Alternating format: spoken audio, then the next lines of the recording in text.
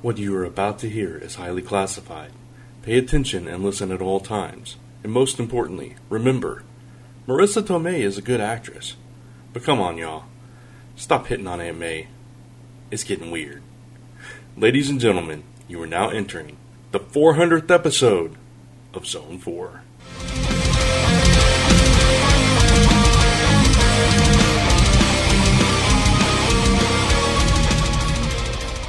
And welcome back to the Zone. I'm Brant. I'm Chris. I'm Jay. And I'm Gordon. And believe it or not, this is the milestone 400th episode of Zone 4. Woohoo! You guys may be scratching your head saying, wait a minute, last episode was 332. How does that work? I'll explain that in just a minute, but before we get into that, we should mention that we are proud members of the Comics Podcast Network. You can find us on comicspodcasts.com each and every episode, alongside a whole bunch of other podcasts, so go check it out. It is so weird hearing you say it and not Jay. That is so weird. I was just thinking that. It's so weird. And Gordon's like, what are you guys talking about? Jay always says that on Comic Frontline Live. He's the one that does the whole plug section there. Right. So it's yeah. And no problem. It's... Gordon's like, all I ever hear is Brant doing it, so what's the difference? But anyway, going back to Zone 4 400, with all this talk of legacy renumbering, I know some people are not going to be happy about this, but I decided, and this is actually something I've been wanting to do for years. I met some opposition in the past to do this, but this time I just decided, you know what, I'm going for it. So what this is, it includes all the main show, and there's a few episodes that had multiple parts, like A, B, and C, or 1, 2. It includes all those as separate episodes. There's various extras we did. There's the 12 Days of Zone 4 Christmas special I did. Flashpoint. Transmissions from Zone 4, the show that Ron Gordon and I did, that was a radio exclusive. The Comic Countdown, Weekly Top 5, Zone 4 Reviews, and the Walking Dead episodes that we did. And you add all that together, and you get 400 episodes of Zone 4. No, so, Brant, tell the truth. You're just obsessed with the number 4. That is true. I couldn't wait. I couldn't wait another, I don't even know how long it would have taken to get there. 332 once a month. It's going to be a while. No.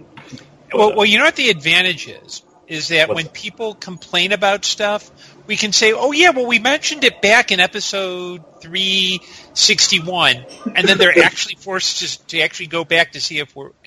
But no one's going to do that. No one's going to go, oh, I got to go through all those podcasts again. So it's actually a very smart move.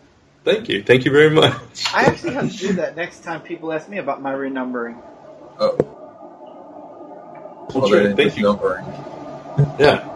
So, Brant, you better let everybody know about the audio, because I've had at least a couple of skips already. Okay, yeah. That's one little issue we're having with this episode, and it wouldn't be Zone 4 without an audio issue. If you guys have been longtime listeners, we would have audio issues, but there may be some skips here and there. We're not sure what's going on, but there are some blank spots popping up in the audio for us. So if they come through like that, that's what's going on. We apologize beforehand. We are doing our best here, though. And I do apologize last episode for the air conditioner and the background noise. But I just remembered about the air conditioner, and it's off, so you only had it for the intro. And yeah, they'll probably just think that was part of the. Part of the what? All right. You froze. I didn't hear part of the what now? Audio issues. There you go. I thought that's what you were saying. It's so very ironic that it picked that time to go out. Oh, of course.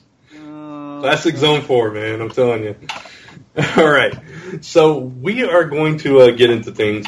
All right. So it is topic time. Topic time. It's topic time. Now, 3 of us have seen it. Well, Chris has kind of seen it. Jay and I have definitely seen it. I've seen it multiple times. And Gordon's read all about it. So, right, Gordon? Yes, I have read all about it. I know the spoilers. All right, cool. You mean so Brant didn't blackmail you into watching it like you blackmailed me?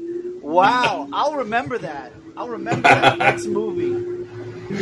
So Jay and I have actually been waiting to talk to each other about this because you saw it, like opening weekend or something. I was like a week and a half. I actually got to see it a week before it opened. Oh, that's awesome! Yeah. Then I saw it opening weekend too. Right. I had to wait a little bit, but I have seen it now, so eager to talk about it. So, Jay, I'm going to let you kick this off since you've seen it twice. All right. So this is the big moment for Spider-Man because we've had 2 reboots from Sony, and now we have it's Marvel's big shot at it, and it's homecoming, new actor, new cast, everything. The plot is very simple. Peter Parker picks up right after Civil War, so we're seeing Peter Parker trying to figure out where he's at and trying to be more than he is in the while being in the friendly neighborhood Spider-Man, and he has to take on the Vulture. So, right, exactly. Yeah. What points do you want to hit on this, Brant? We can talk about the overall story. We can talk about the cast. We can talk about the use of the villains in this movie, some of the teaser Easter eggs and stuff, and of course the inclusion of Iron Man himself in this one. So, all right. Wherever you want to start with that. I'll say my biggest problem maybe for last, which is the Iron Man part. So how about the overall story? What do you got? What did you think about the overall story, Brant? I actually like the overall story. I like the fact that they did not go back to the origin, which they've done in every Spider-Man incarnation, comic or movie, TV show, video game, whatever. I'm so glad that they didn't do that here. They just skipped right past it. You get a little nod to it, but we dig right into the story, and it's just him kind of finding himself, I think, and trying to figure out what kind of hero he is. And I thought that was a beautiful way to go with it.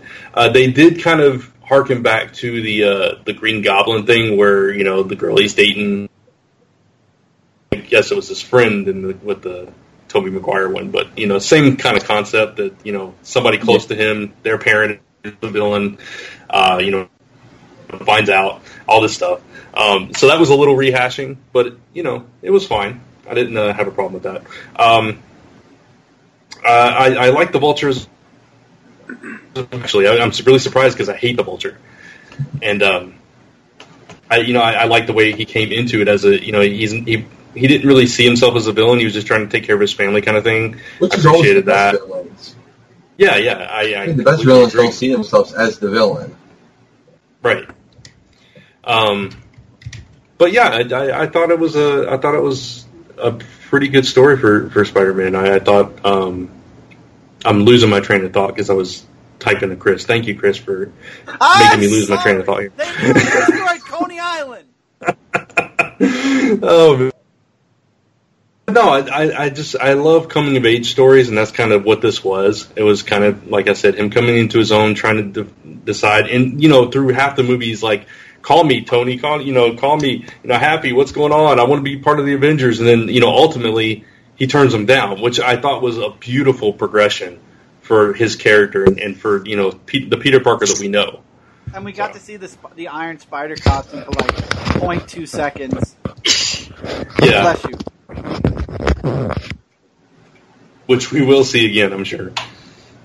Pretty sure. Yeah. Oh, well.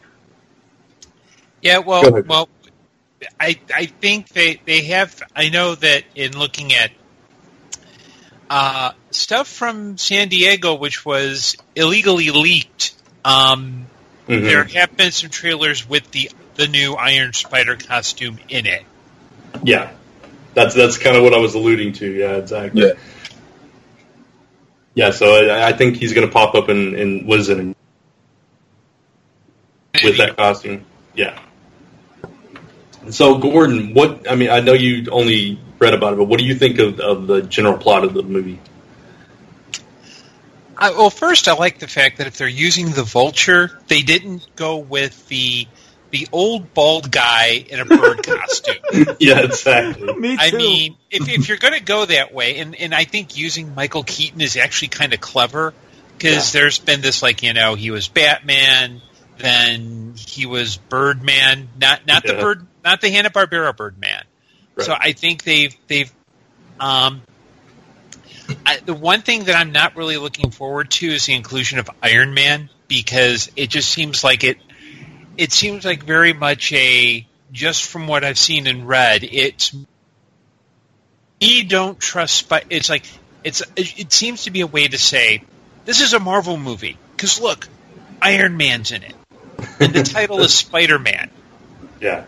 It's like if you do a movie called All About Chris from Comic Frontline, and you focus on Brent. No, it's about Chris. Well, that would be a good movie, though. Nobody cares about Brent. It's about Chris. I'm destroying Philly in my movie. That's basically the Chris and Brand show, Gordon. Screw you, Brent. No, that's not. We're even. But no, I think you'll be happy to know that Tony Stark's role in this was actually pretty minimal. It was basically, I completely agree with you. I think he was there just to say, hey, this is a Marvel movie.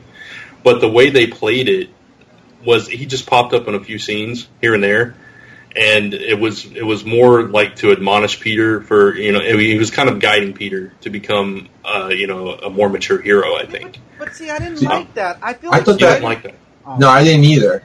Okay. You go first, Jay. Yeah, Chris, you're very low too.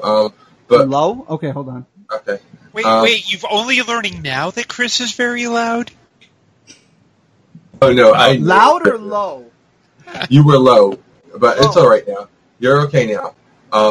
For me, I thought it was like it took away from the Peter Parker aspect of Spider-Man. He didn't interact with Aunt May. He didn't mention the great power that we've all been drilled with for since his since his creation. It was like we've all been drilled with that. With great power comes great responsibility. Uncle Ben taught him that. It seemed like it was like, I gotta get Tony Stark's approval. Exactly. Tony Stark is like, what's Tony Stark? Is Tony Stark gonna finally let me be it? Is he really gonna let me be a hero? Peter Parker became a hero because of what happened with his uncle, not because of some guy gave him a fancy suit, So to me, it felt like it took away from that, the lesson that he learned from his uncle's death. I didn't feel like he learned that lesson because it's just like he only wants to do this now to please Tony Stark and not to live up to this responsibility that he feels, this burden that he feels because he let his uncle down. So I thought that took away from that for me. It took Spider-Man. For me, I just didn't like the fact that the spider suit was created by Tony Stark. There were sanctions on it by Tony Stark. Obviously, they got rid of the sanctions, but still, it's a Tony Stark brand costume. You don't think Tony Stark will know how to pull the plug? Huh? No, I was going to say, it also eliminates the reason why he needs an Iron Spider suit. Exactly. I don't know. I feel like Pete's smart enough to have made that costume without the extra added on stuff on his own.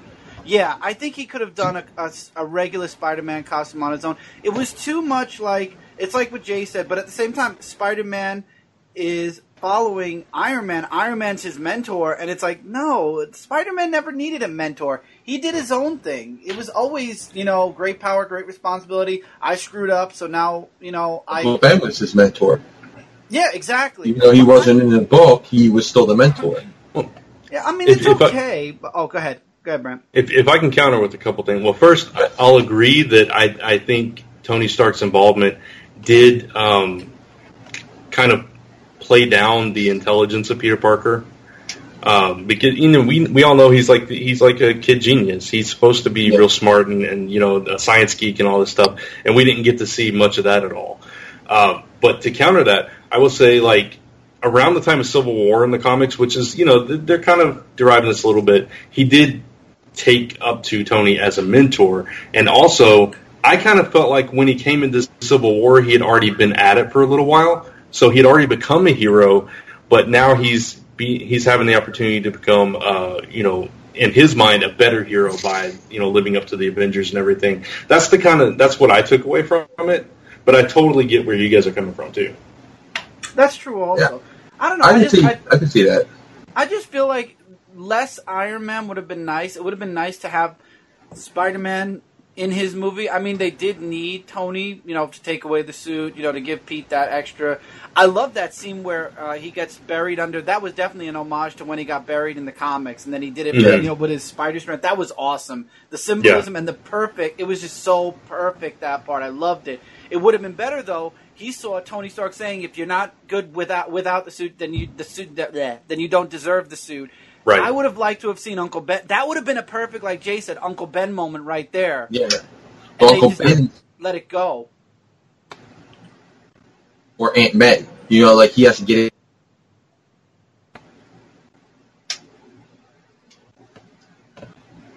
Hello. Yeah. Okay. You guys cut out for me. I'm sorry. Yeah, everyone cut it out, I think, because I didn't hear anyone. Oh, either. I heard what you said, Jay, and then it was dead air. Okay. Yeah, I didn't hear what Jay said, so I didn't know what to say. I said it would have been a perfect time for either him to remember Uncle Ben or to think about I have to get out to help Aunt May. Because he's supposed to be living to help Aunt May. That's like another thing that Peter Parker had that he didn't have in this movie. That drive to help his aunt. Like she was like almost not really a part of his story. I don't think. Because one thing about Peter Parker. Help Aunt May, make sure the bills are being paid and all that, and that none of that was the problem here. Yeah, no, I agree. That was missing. I wonder if they did that purposely, that they wanted to focus on the other aspect of Peter instead this time around. And I'll tell you another thing: if they keep in every single Spider-Man movie giving the villain Pete's identity, every single one of Spider-Man's foes is gonna know. I mean, Green Goblin. Harry finds out, Venom finds out, Doc Ock finds out. We can all say that those don't count anymore, though. So I know, but still, only the Vulture knows now. Okay. I mean, the same thing happened with Batman. And if you want to take that, the same thing happened in every Batman movie. That's true. That's true. You're right. But I did like, there is a saying. There was a saying Michael Keaton said once. If you live long enough as the hero, you become the villain, or something like that. Live long enough, you become the villain. That's from The Dark Knight. Mm-hmm. The Michael Nolan movie. Right. Mm-hmm. And it's kind of funny that he actually lived long enough in the movies to actually become the villain. I thought he was excellent as the Vulture, though. I was very skeptical of the Vulture being the main villain. But Michael Keaton, man, he pulled it off. I thought it was hilarious, the part where the Shocker actually became the Shocker. Like the guy before him, he accidentally destroys him. And they were both the Shockers. They were both the Shockers in the comics. One's from the Ultimate Universe, and one was from the one that died was the Ultimate Universe, and the one from the 616 became the new Shocker. No, I didn't know which one was which or anything like that. The guy with the was Ultimate. I remember. They honored both. I think he was also the Shocker in Spectacular Spider-Man, the one that died. He was also the one in the animated series. Nods to that throughout the movie, too. Yeah. I would have liked to see a full Shocker costume, just because. I did appreciate just one little Easter egg that we got Matt Gargan in there a couple of times, including at the in the cutscene, which, obviously is going to lead to Sinister Six. Yep. So, Gordon, what we've talked about so far, what are your thoughts on? Are you scared to watch this now? No, I'd go see it. Okay. I do think. I think Jade spoke to this. I'm a little concerned about the whole where they've not really emphasized the great power is great responsibility. I mean, I'm kind of hoping there's enough of a Spider-Man movie there that it's worth it. That it's not just young dude in a suit who happens to look like Spider-Man. Yeah. I think... Yeah, go ahead, Jay. No, I was going to say, I think it's enough Spider-Man, but it's not enough Peter Parker for me. Oh, okay. Yeah, it's very Spider-Man. there are definitely some of those high school moments with Peter and, with Ned / Gonky. That was totally Gonky. Which is another... Well, he's actually a mixture of Gonky and the Spectacular Spider-Man, because there's a character in Spectacular Spider-Man who's Ned Lee. So, Ned doesn't actually have a name in this, so a lot of people assumed he's Ned Leeds, but I think they might have took the name Ned Lee from Spectacular Spider-Man. Oh, okay. There's an Asian kid that was Parker's friend over there. Not aware of that. But I like their relationship. I like that he wanted to be the man in the chair, Ned. And the whole, I love the swerve with the girls. He's into one girl and there's just so hurt. But I don't know how I feel about her not being Mary Jane, though. I'm happy, because that leaves it open for... I mean, think about it. Everybody was upset when they thought she was actually Mary Jane. Now it's like, no, she's not Mary Jane. But she's still MJ. She's still MJ. Right, she's MJ, but she's Michelle. I forget her last name. Yeah, so there's still room for Mary Jane to make, later on down the road, an appearance. Yeah. It's possible. Gordon, it's Zendaya's character. She actually was Michelle, and you never hear her called anything but Michelle until, towards the end, and then she says, most people call me MJ. Yeah, the principal or something. The guy who runs the group, the faculty advisor, he says, Miss Jones is the new club, or whatever it was, the science club. Science club, yeah. Then she was like, they called her Michelle, and she was like, all my friends call me MJ. Cool. Yeah, it's what? Deal. I think that you've had since Marvel's trying to kind of separate their movies from Sony's previous stuff. That's not a big deal. It's like, if she's MJ, great. If she's supposed to be the new Mary Jane Watson, great. If she's not, that's fine too. Yeah. Mm-hmm. Yeah, I was fine with that. I thought it was kind of a clever little twist on a little nod at the same time. I'm more interested in what's going to happen now with that last scene of the movie. After that, with Aunt May. Yeah. What the? I love how the music just cut in like that. He's spider suit and he takes his mask off and she's in the doorway and she's like, what the? And it cuts. So that's how we leave it, as she finds out he's Spider-Man. What do you guys think of Aunt May to begin with?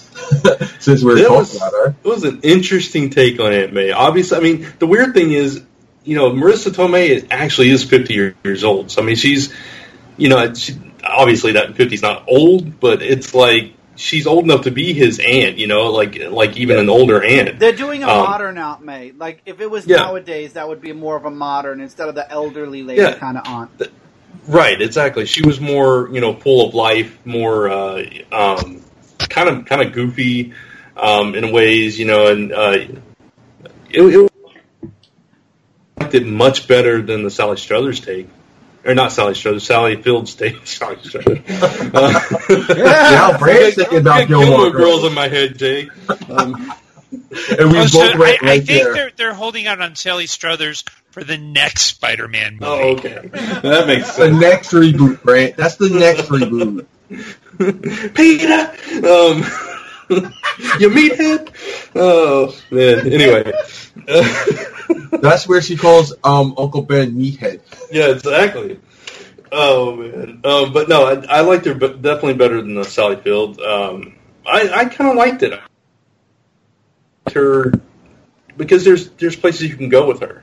You know what I mean? It's not just she's the way they played her in the Toby movies was just this kind of witless old kind of happens to be there. And they played her like the comic book played her, basically, in the Toby movies. Yeah. So I didn't mind it. It was a little different. There are a lot of people that she's hot. That's what I was just going to say. It's not that she's an attractive woman. It's not that she's an attractive woman. It's that everybody pointed out that she's an attractive woman. She's an attractive woman. I'm sorry. Weird for people to be. It's weird for them to be out to dinner and the way they're hitting on Aunt May. Like that is just weird, you know. And Tony Stark, too. Yeah, Tony Stark. I mean, it's almost like as if someone's hitting on your mom. You know, like you felt that way about Aunt May because she's always been this character who you don't see that with. You know, she's not the leading lady. And here it was like I felt very awkward when people are hitting on her. I'm like, dude, that's Aunt May. Yeah. I mean, you felt like Peter looked every time it happened. Yes. I'll tell you, she was, there are a lot of people that are definitely Team Aunt May for this movie, that's for sure. I mean, she could be Marissa Tomei, I don't mind that. Just don't point out that she's hot, you know? Don't make it a point that everybody, like, you know, wants to hit on Aunt May. That's just, it just became weird. It's like, again, it's like if you find out that your mother's dating everybody, you know, and people are hitting on your mom, you're like, dude, that's my mom, you know? Like, you don't do that. It just felt awkward. Well, if I can step in because I'm age to Marissa Tomei, there are women over 40 who are parents, single moms, whatever. That does happen. Yeah. Oh, yeah. I'm not saying it's right. I know it sounds weird, and please, I hope nobody. But I know it looks weird, but and especially they hired Marissa Tomei. I mean, it's not like they went with a. Trying to think of a different actress, but you're trying to say an actress who's not attractive. I think that might be a slippery slope. we get where you're going with that, good old Gordon. But continue. Yeah. Well, yeah, you know, you but it does happen. Yeah. Guys, I know I'm 30, so, but yes, it does happen. Yeah, no, totally. That's why I don't have a problem with it. It's just it's a little jarring at first, is all. Yeah, I'm not saying like it's weird that, you know, because women of a certain age can't be attractive, because there are women who are older, who are probably even older than Marissa Tomei. Like, I think Michelle Pfeiffer is older than her, and she's still hot. I'm just saying, for it being Aunt May in particular, you know, it's just like Aunt May's always been like, she's always been like that mother figure to you, and when you see your like people hitting on your mother, you're like, that's weird. So it puts you in that awkward position that people are hitting on Aunt May, and it's Aunt May. Not that it's Marissa Tomei, because she's still, like I said, she's very hot, but it's that it's Aunt May she's playing, so like kind of almost takes you out of it a little bit for me. Well, let me ask this: which would you rather have? Would you rather have super old Peter Parker with Spider-Man Aunt May, or Marissa Tomei, kind of goofy, but yeah, they're going to want someone for the next few sequels, Aunt May. That's all I'm saying. I would rather have the Marissa Tomei, I'm saying, but I just don't want them to point out that everybody wants to go out with her. Yeah.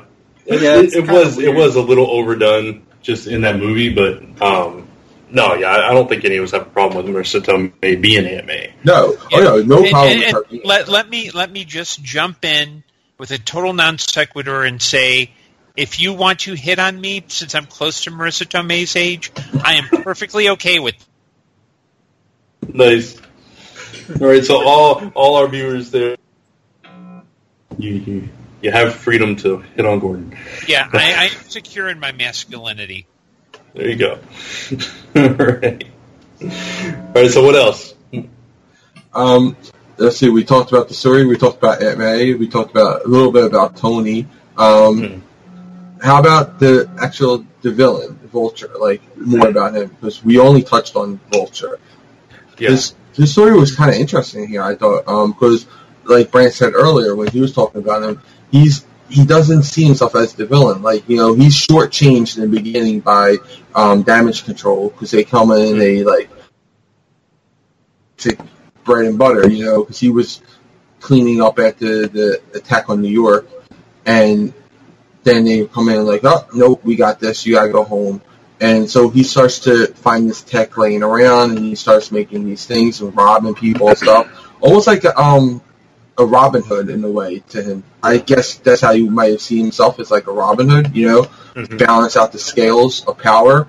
And I love that they updated his suit. They kept the fur collar, but by making it like a flight jacket, Yeah, that works so much better.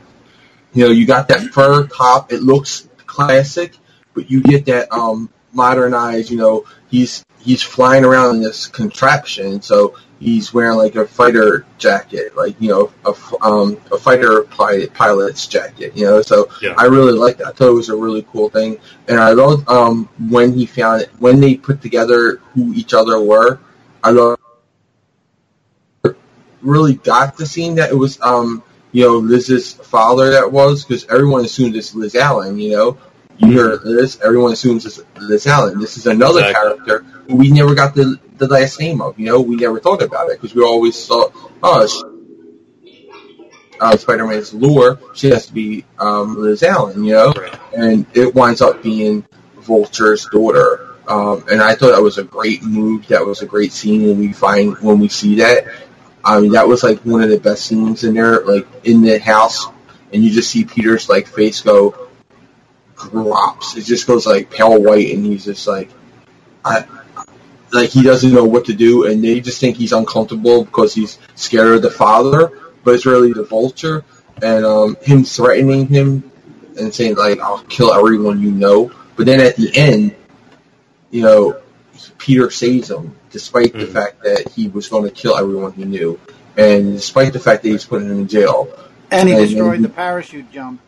Yeah, and then he doesn't even tell. Scorpion who he is. Who Spider-Man really is. And I'm sure he won't tell anybody in jail either. I'm sure this is something he's going to keep to himself. And there's a big debate on whether or not he does know it. Or did he get that final crash messed up his memory or something like that? So I'm sure it'll be a plot device for sure. But I would like that if he just kept it because Peter did him a solid, so he's doing him a solid. Mm-hmm. What do you guys think about that? Like the whole situation with the Vulture as a whole. Go ahead, Chris. I liked it. I mean, the only thing I say is it's going to be a plot device that he forgets probably. I like that the aspect of even though he threatened to destroy everybody Pete knows, to keep himself selfishly going, he still was saved in the end. I love that last scene also where he's webbed up and there's like that note that says "From your friendly neighborhood Spider-Man." Mm-hmm. That was awesome. Yeah. I think he's gonna forget too because of that crash. I think it would be a perfect plot device, or he just won't tell anybody. Yeah, I think I would like it better if he just didn't tell anybody that that was his. Honor code. That's something that he's holding. Yeah, honor code, and also he's holding all the cards there, which he seems like the kind of guy that would. And fantastic actor, and he really delivered here. Like you were talking about, he had that whole progression from he's just working man trying to make money and take care of his family to it all being taken away, and then he has to go about it a different way, and it kind of leads him down this path that puts him in direct opposition with Spider-Man. And I thought it was it was a great arc for him, and then you realize that he's still this family man, and then you feel for him at the same time. You're like, you got to beat him, you got to take him down, because he's not only is he now stealing from people, he's trying to hurt people. And, he's crossed the line, and so I loved it. I can't believe I'm saying that I love the Vulture, but I love the Vulture. Oh, yeah. They made you like the Vulture in this movie, which is a big thing, because he's always been that old guy, the old creepy guy flying around in the green suit that looks like a joke. And here he's taken seriously, and they made you actually care about him. That's good writing, and that's good acting. Mm-hmm. Yes. Mm-hmm. Absolutely. Gordon, any thoughts? No, just that I agree. I'm glad they didn't go with the the flying pedophile in the bird suit. Exactly. Where's that Spider-Man? Oh God, now see. Oh no! It's like a Family Guy. I can't remember his name, but yeah. Shoot. Oh God. Anyway. Okay. I want to talk about Flash, because that's the one character I did not like in this movie. I did not buy him as Flash. And, say what you will, I know that there's, you can't go the bullying route and all that stuff, but they, played him down so much that I didn't feel Flash here at all. And just I didn't even whole realize persona. he was Flash. Yeah, and he was on the science debate team with them, and it was like, he just wasn't your typical Flash Thompson. Yeah, that's what I was talking about earlier when I said I don't think there's enough Parker in this movie. Because he took out one of the elements of Parker's life is that he has a crappy life as Peter Parker, Yeah. Where was his struggle as Peter Parker here? Yeah. There wasn't any. He was having the high life. He was doing the internship with, the quote-unquote internship with Tony Stark, which is really just him working with Tony. So, he was on the debate, on the science club team, and Flash is jealous of him. Because the actor said that the way they wrote it was Flash was jealous because here they are, they're both equally smart, they're both doing the same exact thing, but Peter Parker gets all the breaks, and then Flash is left, no one likes him, So that's reversing the whole situation with. Yeah, that was weird. Can't they do a bully? I'm tired of the PC correctness of it. Just do a bully. That's who Flash is. If you want to cast him in the movie, you have to do him right. You can't you can't do a half job on him. You can't say, "Oh, that's Flash," but we're not really doing Flash. They did it in Tobey Maguire's movie. I mean, that was what? Only about.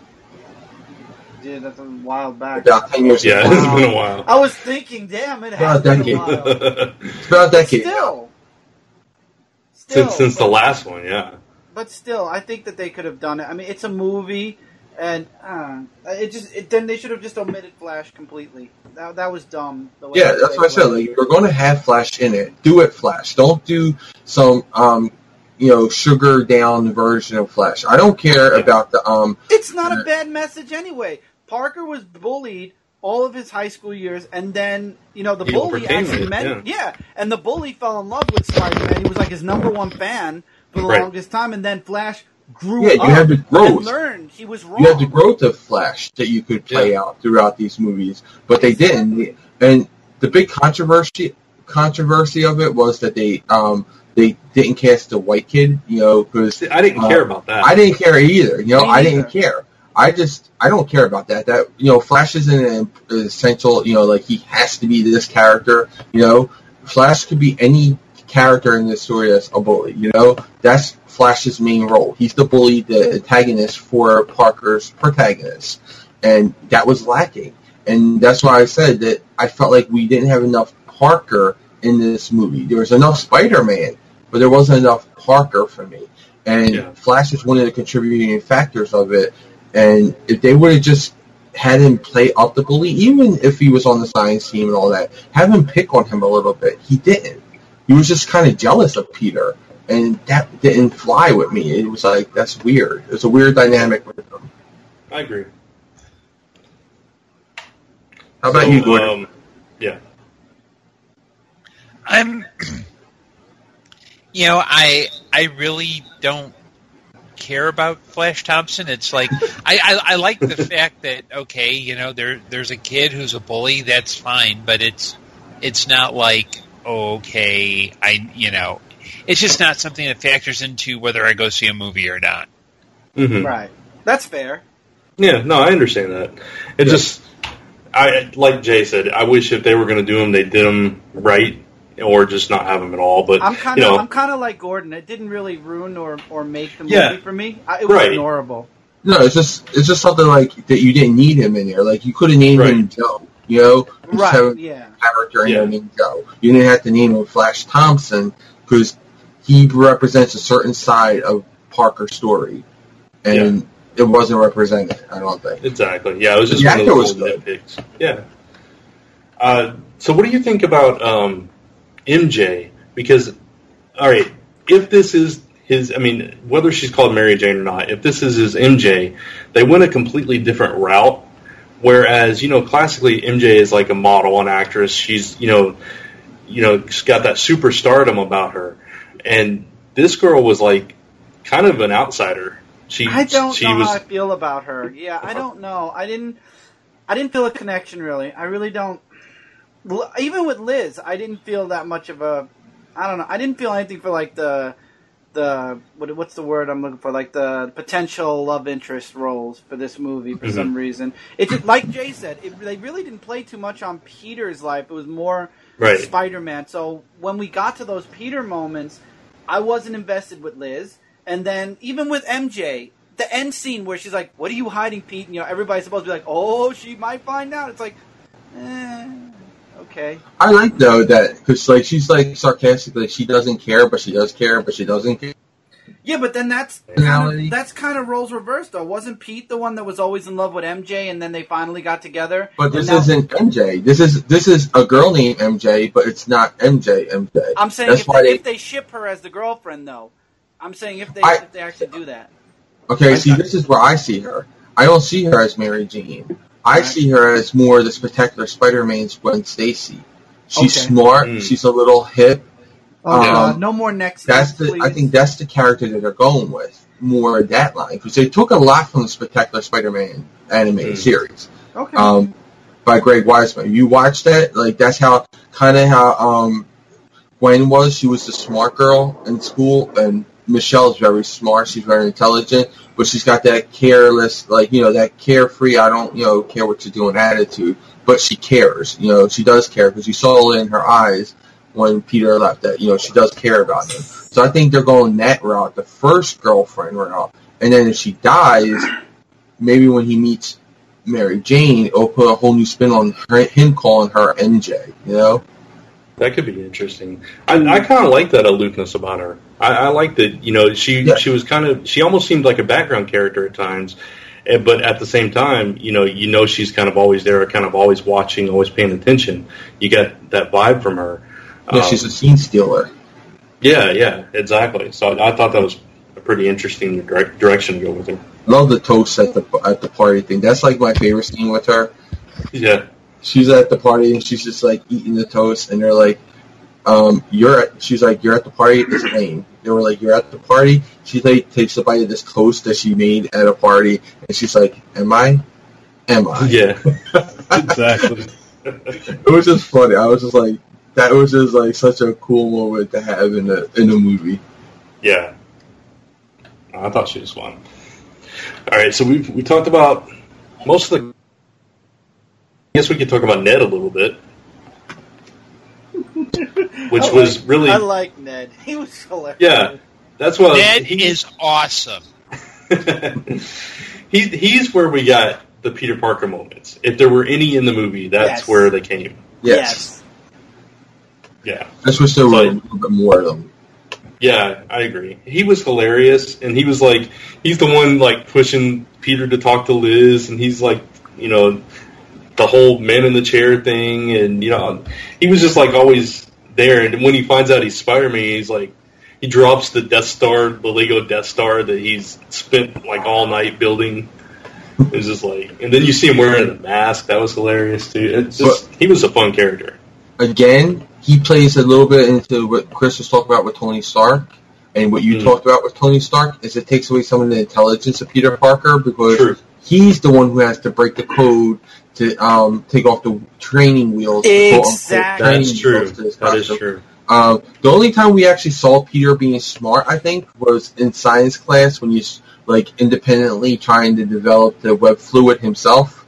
That, I think, was the only one moment we got to see the intelligent Peter Parker. But like Ned, like I said, as much as he adds to it, he also takes away the intelligence of Peter Parker, which I think even in the comic books they've been taking away his intelligence a lot lately too. So it's that way. I think Marvel's seeing Peter Parker differently. Like they're lessening his genius, and I don't like that.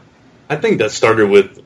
It's a little sidetrack, but I think that started with Superior Spider-Man because when Doc Ock took over his body, it was like Peter Parker's an idiot. I'm much smarter. And then Peter comes back and it's like, oh, I'm just going to do everything Doc did because it's better than anything I ever thought of.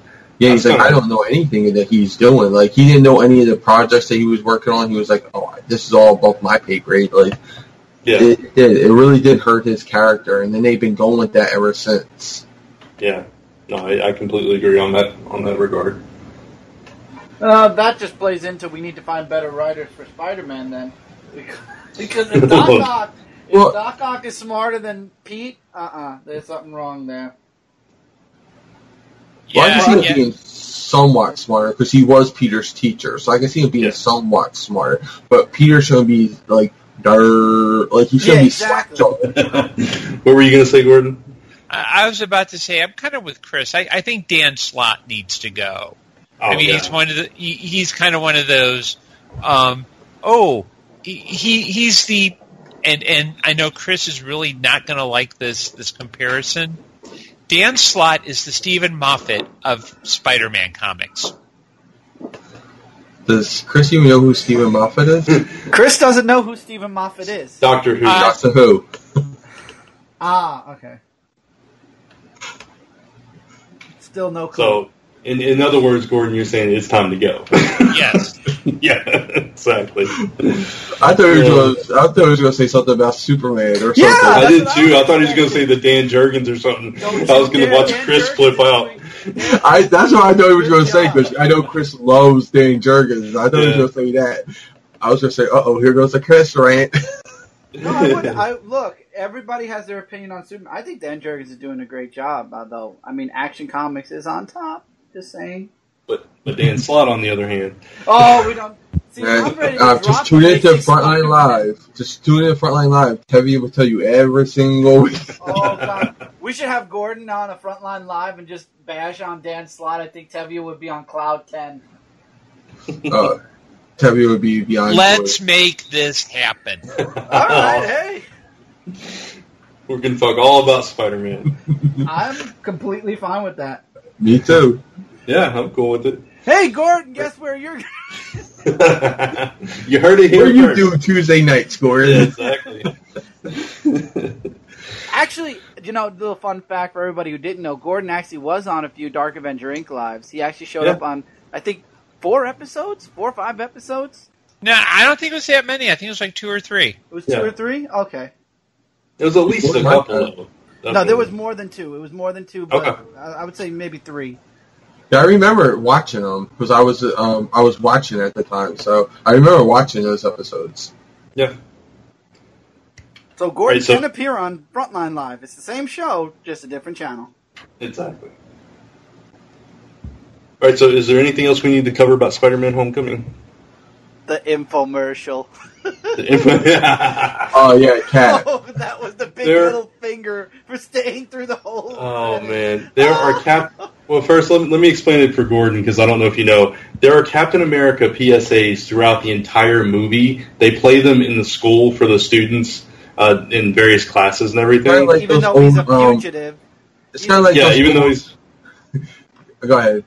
No, go ahead, Gordon. I mean, Jay. I was going to say, it's kind of like those old health class videos that you watch, they're like from the 70s, and, they're in your school, even though you're they're like 20, 30 years old, and they're showing them. And, it's kind of, it's kind of like the films where it's like, if you drink and drive, you will die. Yeah, something like that. Like, you're in detention. What did you do wrong to get in detention this week? It's something like that. You need to make better choices. It's like all that kind of stuff. So at the very end of the movie, after the credits, he pops up with the last PSA, and he's like talking about patience or something like that. Was that about patience? Yeah, it was like, don't you hate waiting around and you think you're really doing something and then there's nothing there? Yeah. It was like something like that. Yeah, and then he stops in mid sentence and turns off camera and is like, how many more of these do I have to do? And then it just ends, and it's like, it was basically them saying, yeah, you waited around for nothing, pretty much. Which I thought was hilarious. But there was one before it. There was one before it, right into the credits, the jail scene with Vulture and Matt Gargan. Yeah. But, yeah, that one after the credits, I almost think that was like hearkening the end of these end credit scenes. I think they've been hinting at that, like they shouldn't be doing them for a while, because when was the last good end scene that you've seen in a Marvel movie? Like one that had you talking afterwards. Right. Exactly. I think that we don't need them anymore. I mean, they've established the connection in the universe now. I mean, It was huge when it was setting up for Avengers. It was huge after Avengers. We kind of know where they're going now. So unless it's something huge, I think it's... Yeah, I think either... Yeah, I mean, if you think about it, the one on Avengers was them eating shawarma. It was not huge. Exactly. I think that was it. They should have stopped it. I mean, Guardians of the Galaxy's... The first end credits was pretty good, but... And I don't know. I think we're... And then there were 5 in the second volume. I didn't even see the 5 in the second volume yet. I just think we're good. I think at this point, if you're going to tease stuff like that, put it on your YouTube channel. Let everybody... see the little teasers. Because they're small teasers, and sometimes it's, like Brand said, the Avengers eating shawarma, Captain America saying you've waited too long, the Sinister Six tease. I mean... Tony and what's his name? Tony and Bruce Banner just sitting there talking about their feelings. Yeah. That was one of the end scenes in one of the movies. I mean, come on, Leave those for extras on the Blu-ray. Yeah, say those for bloopers or something. Yeah. How about just sticking them in the movie? Yeah, or that. Let me go and get out of the theater before I have to deal with all the idiots in the parking lot making me late. Or the ushers coming in wanting to sweep the floor and be like, oh crap, there's still people in here. I would never, no offense, I'd never stay for an end scene credit. I would walk out because it's like Jay just said, you need to get out of there because you are going to be in traffic. I would just leave and watch it on YouTube or something. It's not worth it. See, I tend to watch movies really late, so there's nobody there anyway, so when I wait, there's like nobody in the parking lot. Well, because you're so late. Yeah, but I've stayed for every single one.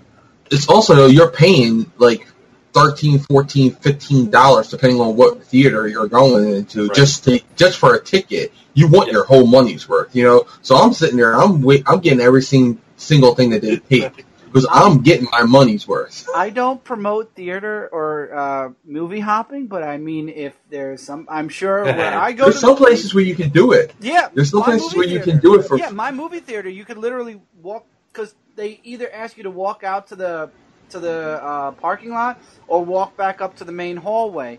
And the main hallway is where all the doors are. And you got crowds of people. Who's going to literally pay attention? Oh, that guy walked out of there and went into there. Kat said that she does that. She goes from one movie to the other movie, and it's okay. They let her do it. I don't care. I'm like, you would never be able to do that in Philly. Like, they would escort you out and then put a picture of you up on the window so you won't come in here anymore. Like, they'll ban you from the movie. I guess New York, we just don't care. It's like, you paid for one ticket. Do what you want. You ain't paying my salary, so I don't care. Yeah. All right. So people can freaking download the movies bootleg on their computers. I don't understand why people care about movie hopping. Be happy you have butts in chairs. So now we're promoting downloading and movie. No, I'm not promoting either. Chris, it's the same thing. Chris. Here, let me add a third thing, okay? Let me add a third thing if we're going to talk about movie hopping and bootlegging. And I'll speak to the kids out there. Kids, a lot of theaters, they don't make money off of movie tickets. They make it off of concessions. So you know what you do? You buy your own concessions and you sneak them in. Okay? Yep. $20 for a bowl of popcorn. No way. $5 for a box of candy? Nope. Nope. You go to the 2-ounce box of candy too. You get a little box and you shove it in your pocket, and nobody asks you to put it in your pocket. $5 is cheap. I think like a box of candy here is like $7.50. It starts out. Yeah, I don't know. I was just I don't buy it. Here's what I do. I've got like a couple of like they're briefcases. They're kind of like messenger bags and stuff. Mm-hmm. First, a lot of the stores in Chicago will charge less if you bring your own tote bag. And secondly, the theater can't tell you not to bring it in. So kids, remember, if you want to save a little money, bring your own snacks. Because that way, if you want to get fruit, you can buy fruit at the grocery store. Bring it in. They can't stop you. Nope. There you go. Because they don't sell it. And, just don't make the mistake of, so if you hold up your cell phone to take pictures, yes, they can kick you out. Yep. But if you want to decide to go to Walgreens and get a full lunch, that's fine. They can't stop you. Pretend like you're on the phone. Just sit there and look like you're on the phone and just turn your head towards the screen. Just don't be one of those people who are like eating, spare ribs or a cheeseburger. Like, at least try and make it look like it's something you could have bought. Don't be eating like a cheeseburger in the middle of your movie. Pulling out Tupperware. Bring like a little table. Tupperware. Yeah. For those who are listening, you might want to check out episode 384, the Zone 4 Guide to Movies. Nice. Oh, shit. All right, so if you're going to see Spider-Man Homecoming, we're giving you tips for your viewing pleasure. Your survival guide to Spider-Man Homecoming. Exactly. And how to movie hop. And bring your own food. Oh, that's hilarious. All right, so moving on. Should we talk about some San Diego Comic-Con news? Or do we want to do some Facebook shout-outs first? Let's do some Facebook shout-outs. Yes, yeah, let's do. We always do the shout-outs in the middle. Oh, shout it, shout it, shout it out loud. Shout it, shout it, shout it out loud. All right, so Gordon, you're up. Okay, well, we've got 3 Facebook shout-outs. For those of you who are interested in having a Facebook shout-out, simply like us at facebook.com/zone4podcast, and we will find your name, and we will read it on the air, and we'll say some interesting things about you. Like, for example, Jimmy Vargas, who is from Bridgeport, Connecticut, who is also, according to his banner, a Doctor Who fan, and who looks like he has a framed painting of Elroy Jetson at his home. Nice. Okay. The next one, I couldn't find too much on him because we're not connected and we don't have any connections in common, is Tommy DeBoard, who considers himself a, quote, one-man riot, which ironically is what my last name in Polish means, one-man riot. He's also a big Elvis Presley fan. And then our third shout-out is a gentleman by the name of Eric Franklin, who was on the show last week. Yep. And I don't have my glasses with me, so I might be I don't know if I'm going to be reading this accurately. He's from Kent, Washington. He's also one of the co-writers on Black Bat Volume 3 from Airship 27, and I have a story in that book, so go ahead, buy it. It's on Audible. Cool. And it looks like he's doing a porno film called Brother Boner. Oh, I'm sorry. I got my glasses. It's Brother Bones. I apologize, Eric and Ron. I really do. That's the best shout-out I've ever heard. And he's doing a porn! Do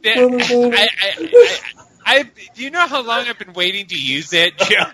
Oh, I know you've been holding that man. one. That's the best one. That's the best one I've ever heard on here. That's the best I was on the episode that it came on. Put it in the Hall of Fame, Brent. I broke it out for episode 400. Absolutely, man. That's awesome. All right, so if you'd like to be pointed out for your porn movie, Brent can't even say that. Brent can't even finish saying it. He's like, if you guys could see me, I'm probably like blood red right now. I can picture it. Just like Gordon said, head over to our Facebook page and hit the like, and we'll have Gordon say some interesting things about you. That's after Ron puts him on the airship and and ships him off somewhere for a while. That one. Oh, man. Classic. Love it. All right, so now let's talk about some San Diego Comic-Con news.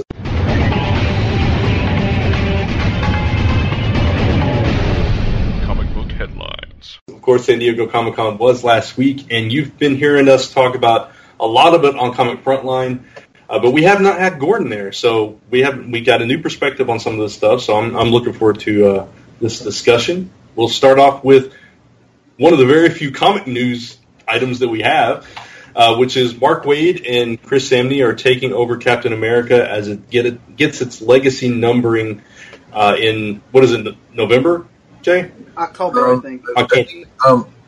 Yeah, they did September, so yeah, it comes out in October. October. All right, so Gordon, are you a fan of Waid?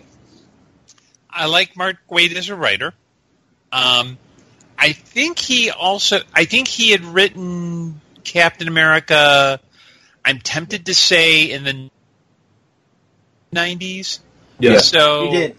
I know that his take this time seems to be like, okay, after the events of Secret Empire, Captain America is going to go out, do Captain America type stuff.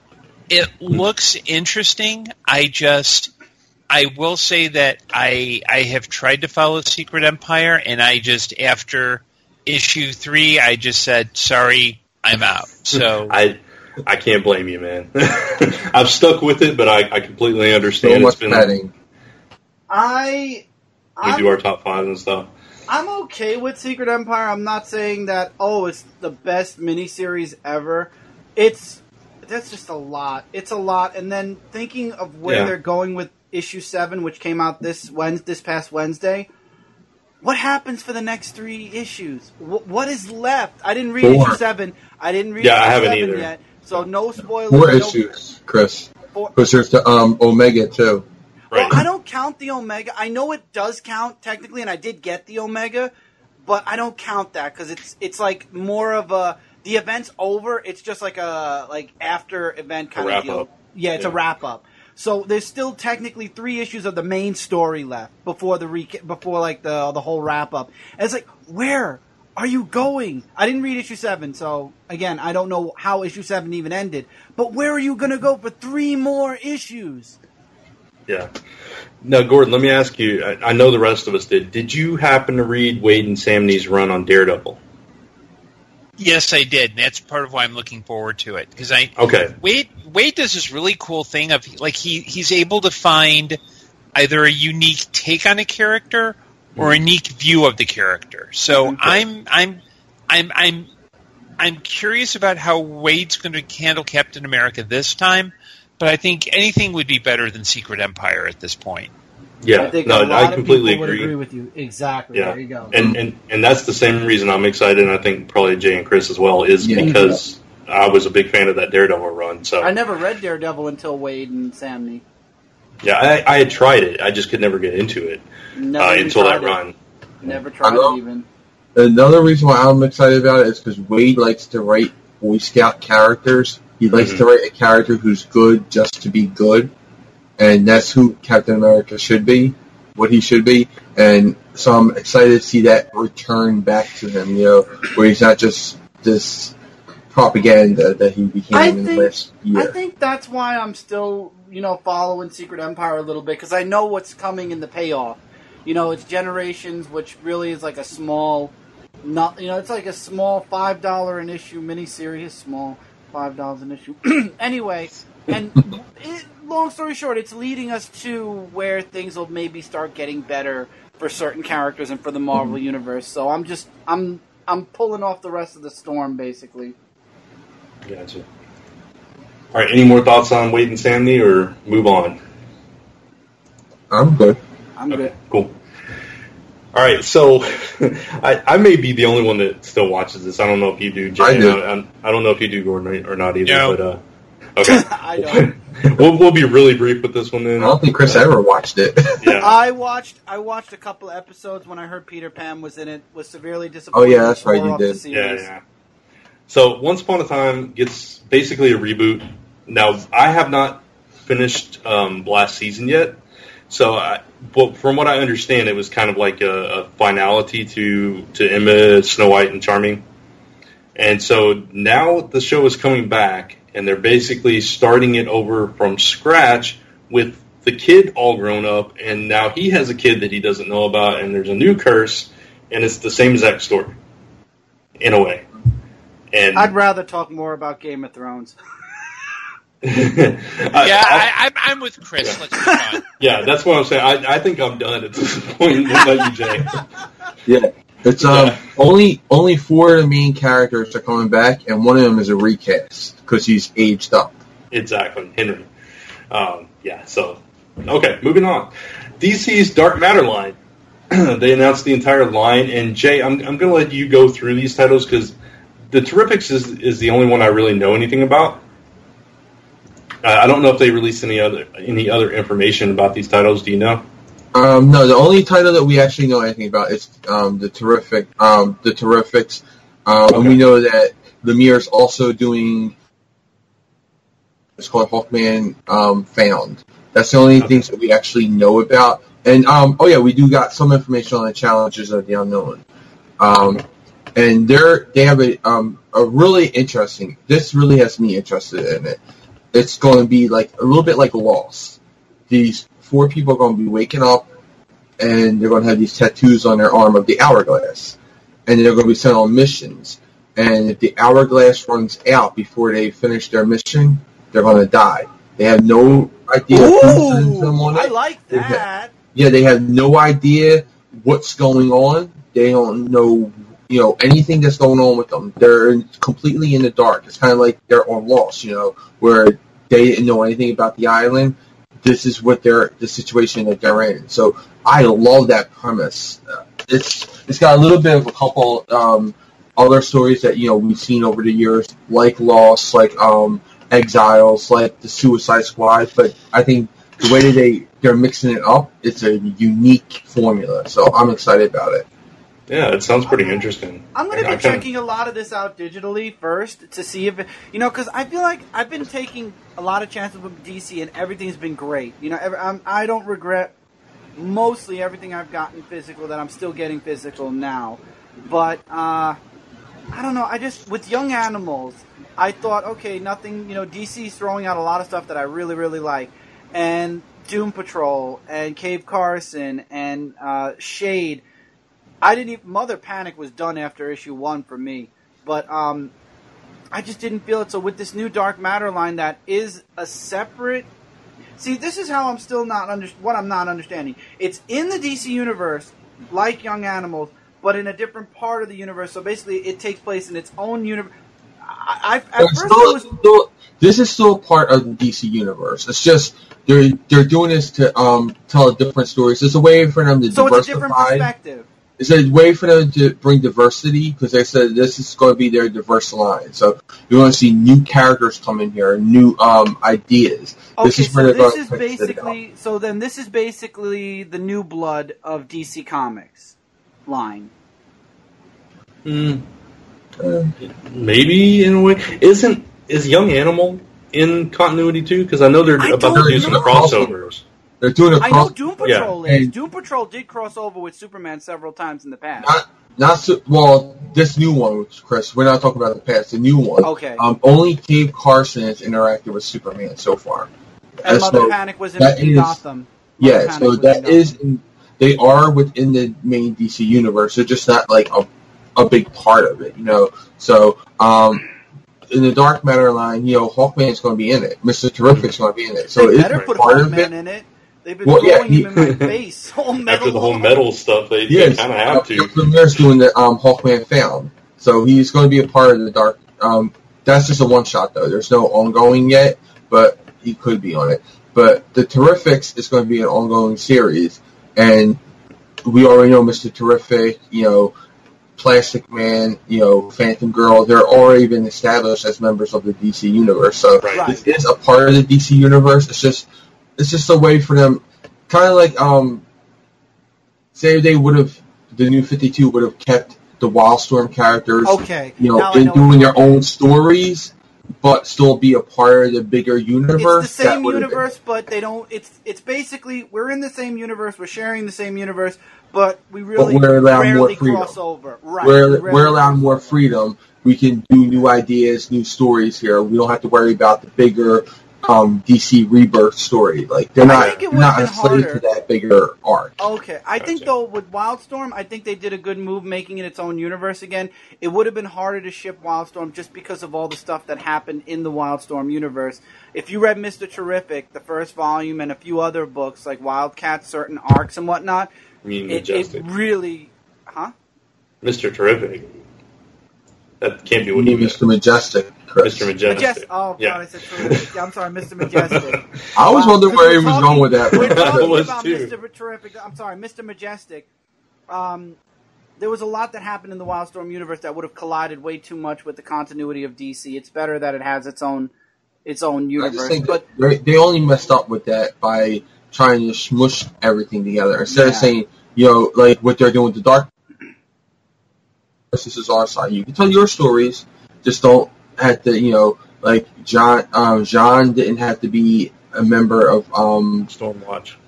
Yeah, he didn't have to be a member there, and Black Canary didn't have to be a member of Team 7. Like they could have just done their own little things, and that would have been okay. But the problem was they tried to be like, we had to put our peanut butter and our jelly together, except for our jelly got expired. So it didn't really go well. I don't know. Bad taste in your mouth.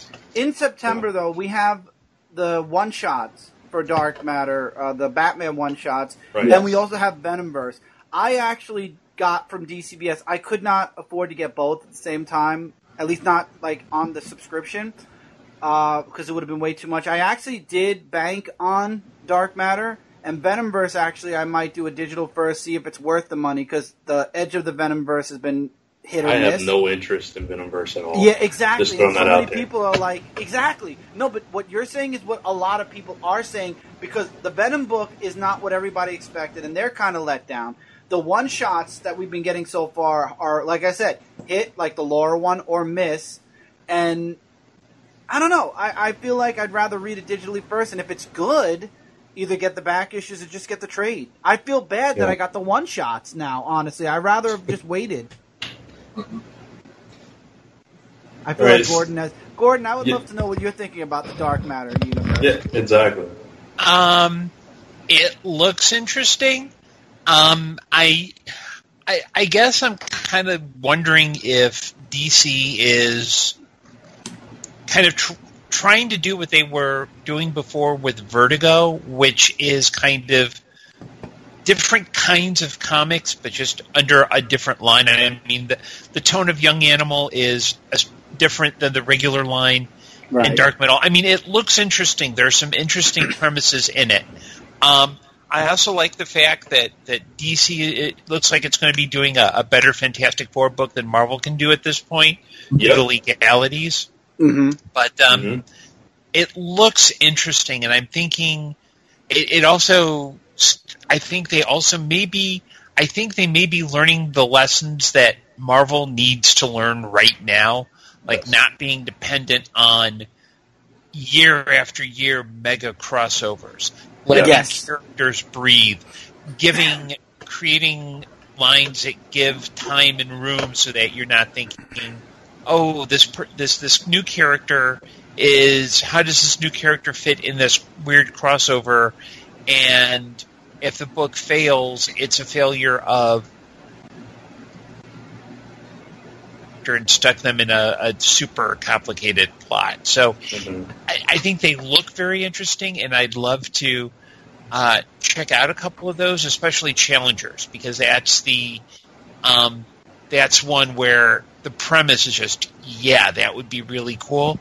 But I'm having been burned by DC in the past, I'm coming in very skeptical. Yeah, no, I understand positive. That. Yeah, I was in the same boat with you for 5 years. I had nothing positive to say about DC, really. Mm-hmm. I was ragging on them so hardcore. But with DC Rebirth, I think they've won me back a lot. They won back a lot of my trust with them. So they're not perfect. I won't say that, but they won my trust back. I think. Well, no, I agree. I mean, I think Rebirth. I think one of the nice things that the great things that DC did was that Rebirth was not a series; it's a banner. Yeah, and they've been doing what they've been doing really right is focusing on building the characters rather than focusing on and acknowledging us. Yes. Mm-hmm. Yeah, I like that they admitted their mistakes. Mm-hmm. Hello? Yeah, we're here. they're there, and the one best thing that that DC has done is not hire Dan Slott to do any writing. Thank God. Don't say that, because if they hire him, I might have to come Gordon, and kill you for it. I have to tell you one thing, though. They did hire somebody that I'm very against, and that is You John mean Scott Romita Jr. Lobdell? No, John Romita Jr. Forget Scott Lobdell. John Romita God. Jr. Chris, why did you have to go there? I had to go there. I can't believe DC's doing that stupid book. I can. I can, but I can't at the same time. Like, I expect them to do stuff like that because they gave him what, 3 books so far already. After, like, Superman did not do well. The big complaint about the Superman book he was on it. All-Star Batman, the big complaint is that he's on it. So, well, he left All-Star Batman now, and thank God he's not touching the main Superman books anymore. and remember, he also kind of created Mr. Oz. Huh? Who? Oz from Superman, because he was a part of the Superman. He helped introduce him into the New 52, because him and Jeff Johns introduced him in the book. So even though he is probably going to be Oz in the Deus, he was introduced through that story arc that Jeff Johns and John Romita Jr. did. I don't need this book with Frank Miller and John Romita Jr. I don't want it. That is someone needs to tell Frank Miller. Now might be a good time to retire. Thank you, Gordon.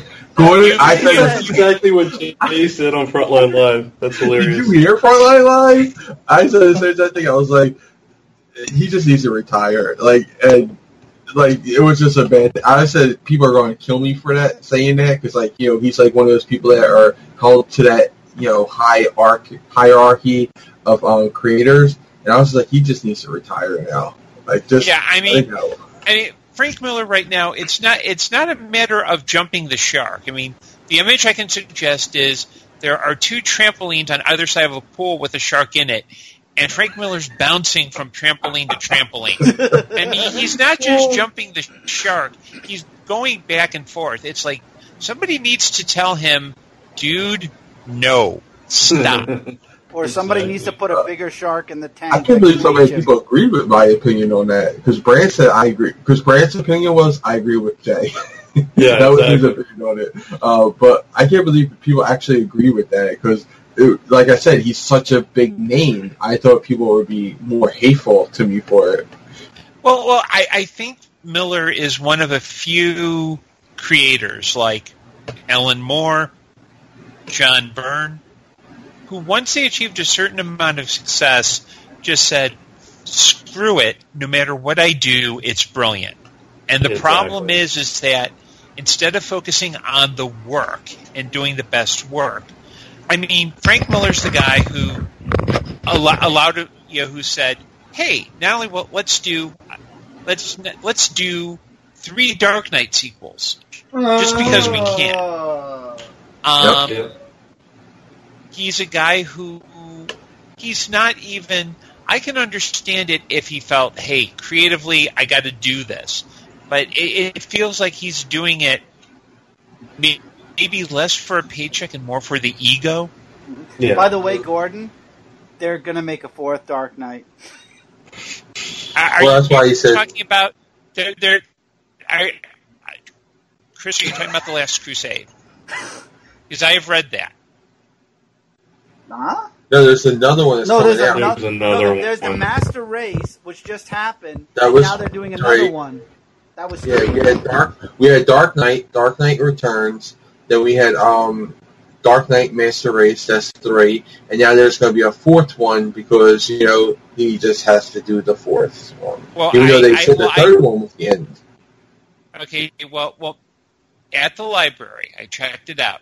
There's a book called The Dark Knight: The Last Crusade, and it was written by Frank Miller, and it's basically the story of Batman. What makes Batman retire before the Dark Knight? Yeah. So I don't know if that's what you're talking about.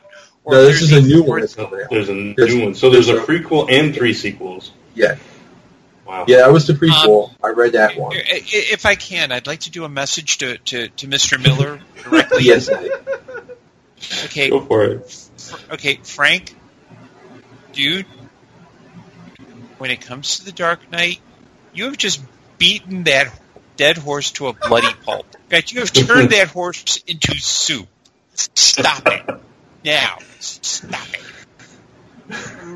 Well, they just threw Bruce into the Lazarus pit, so he's young again, so he could do more than just number 4. I mean, he could make a full-blown Dark Knight series. Chris. Let me. Yeah, Chris. Do not encourage him. Oh, I'm not. Do not. Gordon's going to beat you with that dead horse. The only reason I finished the Dark Knight 3 Master Race series was because I was very invested in Superman's daughter, and I knew where they were going. I just wanted to see it happen. Unfortunately, we didn't get to see Superman super slap her a couple of times, but it was a nice conclusion, and I like the fact that Superman was in it and his part or his role in the Master Race. But that should have been it. No, it should have been it with the Dark Knight. The Dark Knight. That should have been it. It technically was supposed to be it. It was a one book, one story. Dark Knight Returns never needed to happen. Dark Knight: The Master Race never needed to happen. Okay, neither one of those books needed to happen. Dark Knight was a good book unto itself. That was it. Leave it alone. Go. He died. He quote unquote died. The end. Let me interject that the thoughts of Gordon do necessarily reflect the rest of his home forecast. Yes, in this case, yes, they do. We all agree. It's time to step down. And we even have a title for the episode: Frank Miller's Dead Horse Soup. Ingredients being. That's an interesting title for the 400th episode. Oh, God. I might go with it. It's either that or porn movie. Oh! Brother Boner. Brother Boner and Frank Miller's You have to keep beet on giving. horse soup. Frank Miller's Brother Boner. Well, in order to bring a more pleasant image, let me just suggest that, and I only say this because I figured this episode has gotten a little too strange, so I'm going to add to it. I have actually seen live a Wookiee belly dancing wearing a TARDIS dress. More importantly, because I know the person involved, I have hugged a Wookiee who belly dances in a TARDIS dress. So, Brand, how long have you been doing this for? How long? What, Zone 4? Or the belly dancing? Belly dancing as a Wookiee in a TARDIS dress. Well, No, it's it's just not on the weekend. who's does the belly dancing. It is a friend of mine. Oh, I see. Nicely played. All right, moving on from belly dancing Wookiees. I wonder if it's the same one that got Rory pregnant in Gilmore Girls. I don't know. I was thinking that, Brand. Dude, get out of my head. I was just thinking that. I'm sorry, I had to go there. All right, so Young Justice, Outsiders. It's coming back, finally. I know some of us here are big fans of the Young Justice cartoon. I'm excited about this. We got to see some costumes, not a whole lot of information about. We do know it. All right, they cut out there. Can you guys hear me? Yeah, I hear you. Yeah. Okay. we do know it's going to be on the DC subscription service instead of like on Netflix or Hulu or anything like that. And we know that they are adding characters, Tracy 13, Arrowette, and spoiler, Stephanie Brown. And then we have our espionage team of Dick Grayson, Aqualad, Artemis, and Superboy. So I don't know about you guys. I'm super excited about this. I can't wait for it. I love the first 2 seasons, and I just want this to be here. All I got to say, it's about time. Exactly. Completely agree. Chris? I wish it was on Netflix, though. That's my only... I don't like that it's on a new service. You know what I mean? Yeah. No, I agree with that. I don't honestly mind it, honestly, for me, because you I get would it already. I don't get it already. It's not even out yet. I would buy it though because I would pay for it because I have a feeling they're going to put more than just Young Justice on there and Young Justice and Teen Titans. You know, I think we're going to get all the classic DC stuff that people have been clamoring for years now. You know, Batman, Superman, Superboy. You know, I think we can get all those on that site and we can watch them. Like, I would pay $5.99 for that. I don't know about everyone else, but I would pay it to watch like Lois and Clark, the New Adventures of Superman, on a streaming service where I get the. So you basically mean you'd pay for a service that has all the stuff that's already out, or continuations of the stuff that's already been out? Well, it's already been out. Already. But I know Lois and Clark is out. I'm just saying, like, for a continuation. Well, no, I'm saying. I think the only continuation we're getting is Young Justice right now. But for all those would just be stuff that aren't available for streaming legally right now. Like, the only things that are available for streaming right now is the Flash 90 series, Constantine, Young Justice, Justice League, and Justice League. And, that's divided up between Netflix and the CW app. So, those are the only to ones. note, to your point, Jay, in August, not only is Young Justice leaving Netflix, the Justice League cartoons and all that other DC content is leaving too. So there's no, So I mean, I'm just telling that for our listeners too. So that stuff's not going to be available anywhere. They might exactly. That way. Yeah. They might just move it right over to DC Digital. I would like to mention, I know the actors are a bit older now, but I would like a definitive ending for Lois and Clark. The New Adventures of Superman, one TV movie. I was in the minority on that, Chris, when we talked about it on Frontline Live. So just do a digital comic. Digital comic's fine too. I just would like an ending. I would like that. But Brant, here's the question I have for everyone: if they're canceling all that with Netflix, do you think they'll take Smallville off of Hulu? Because that just came on Hulu a couple months ago. I don't know. Yeah. They probably have a contract with Hulu now. Probably for like 5 years or something. That's weird. How come they moved Smallville to Hulu, but they have all the other DC They're on Netflix. series? They never went to Netflix. That was the first streaming that Hulu. That was the first streaming that Smallville ever got was Hulu. So and it may be that certain certain parts of DC and Warner have separate contracts, so that Smallville is like the live action is one live action contract that Hulu handles. The animated stuff is another kind of contract. The CW stuff is a third, because I know there's an article last year about how it would take like 2 or 3 years for CW stuff to show up on Netflix. Now, It may be there. I don't have Netflix. I can't tell you. Yeah. They have a new deal now. All CW shows go onto Netflix 8 days after the season finale. So okay. So I'm wrong. That's no problem. Yeah. It started with this last season, Gordon. So it just started. This is the first season with it. Right. So that you're probably completely right, though. It's probably completely different contracts in different departments and all that stuff, and that's why it's in different places, which is frustrating for fans and viewers, but it probably makes more business sense to them to do it that way. I think Smallville will probably be the only big thing that would be off of that app, the new digital service. I think all the rest of them probably will be. I could see putting everything else on there, Because DC and Warner Brothers are kind of smart. They never pimped out their stuff to everyone. You know, they might have done the streaming sites because they didn't have their own site at the time.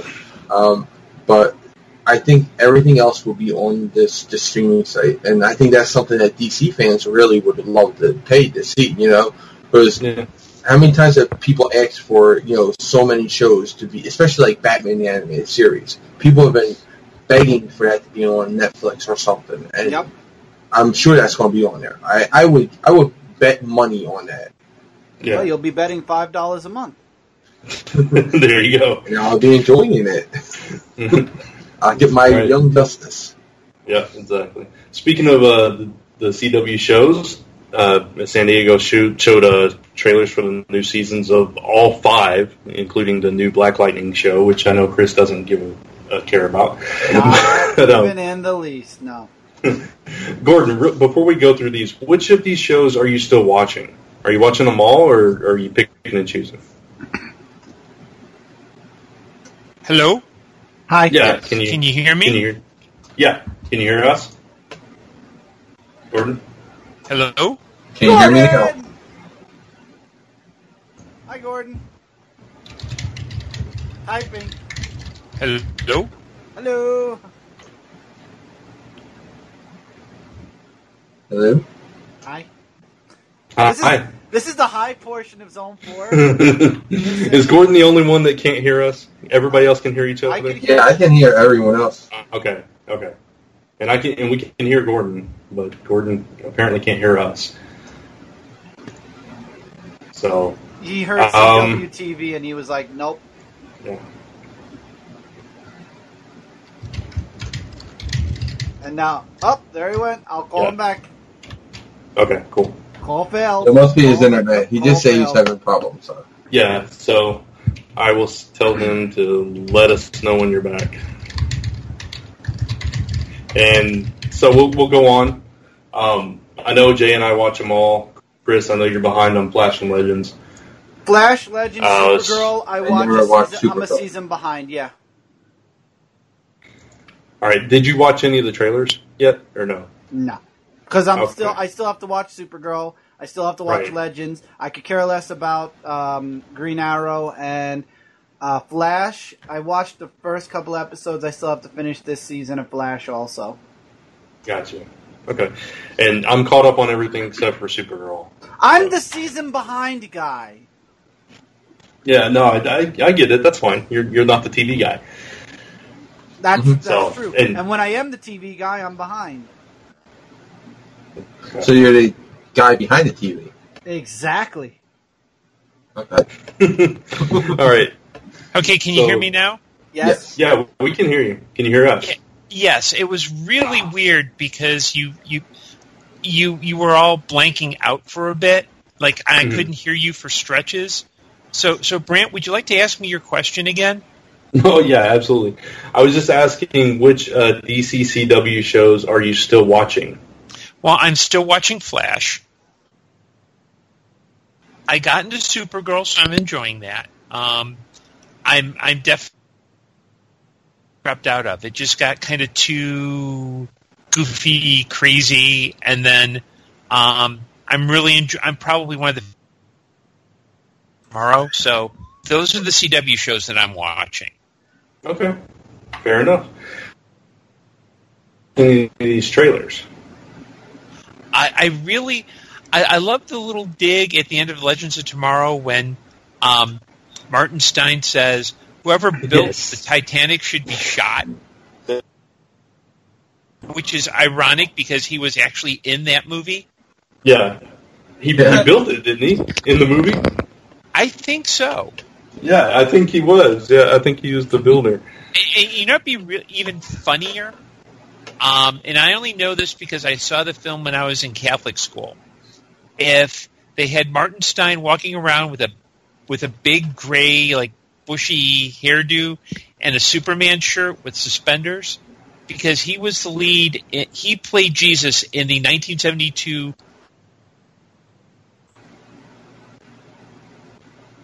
I did not hear that last part. I didn't hear it. Okay. 1972, and then it cut out.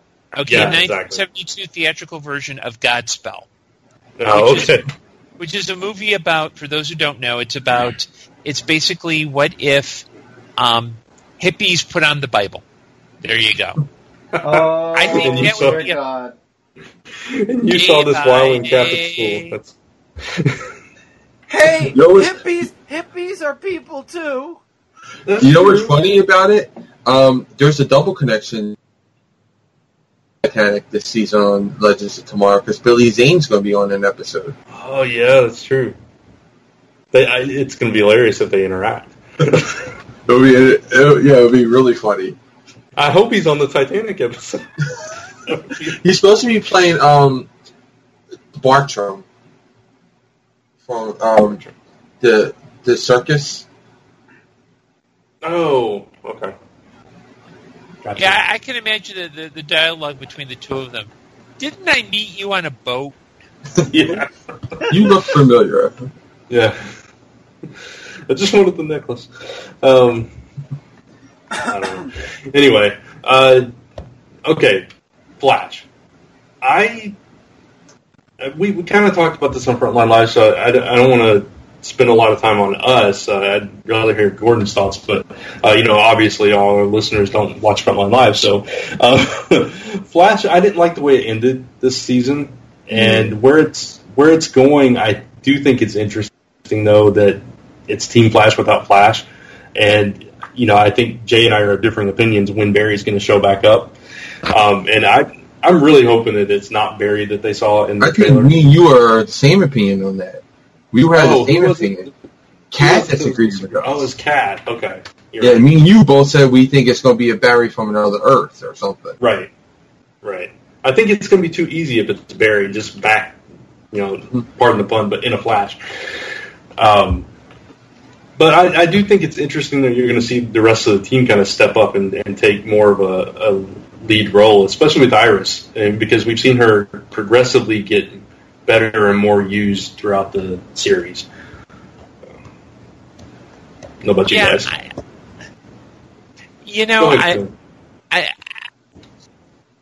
First off, I think the CW Flash Barry Allen is a total idiot. I mean, and they always do these things like the final episode is brilliant until the last 5 minutes, and then they're in the foot. Yeah. It looks like they might be going for a Barry from a parallel Earth.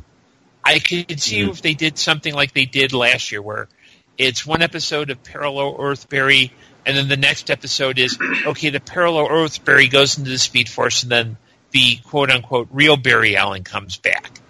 Yeah. Personally, I'd rather forget about Barry Allen. Go get Jay Garrick, I would love to do a season with John Wesley Shipp as the Flash, where people are looking at him going, "Who's that old guy?" I'm the Flash. No, you're not the Flash.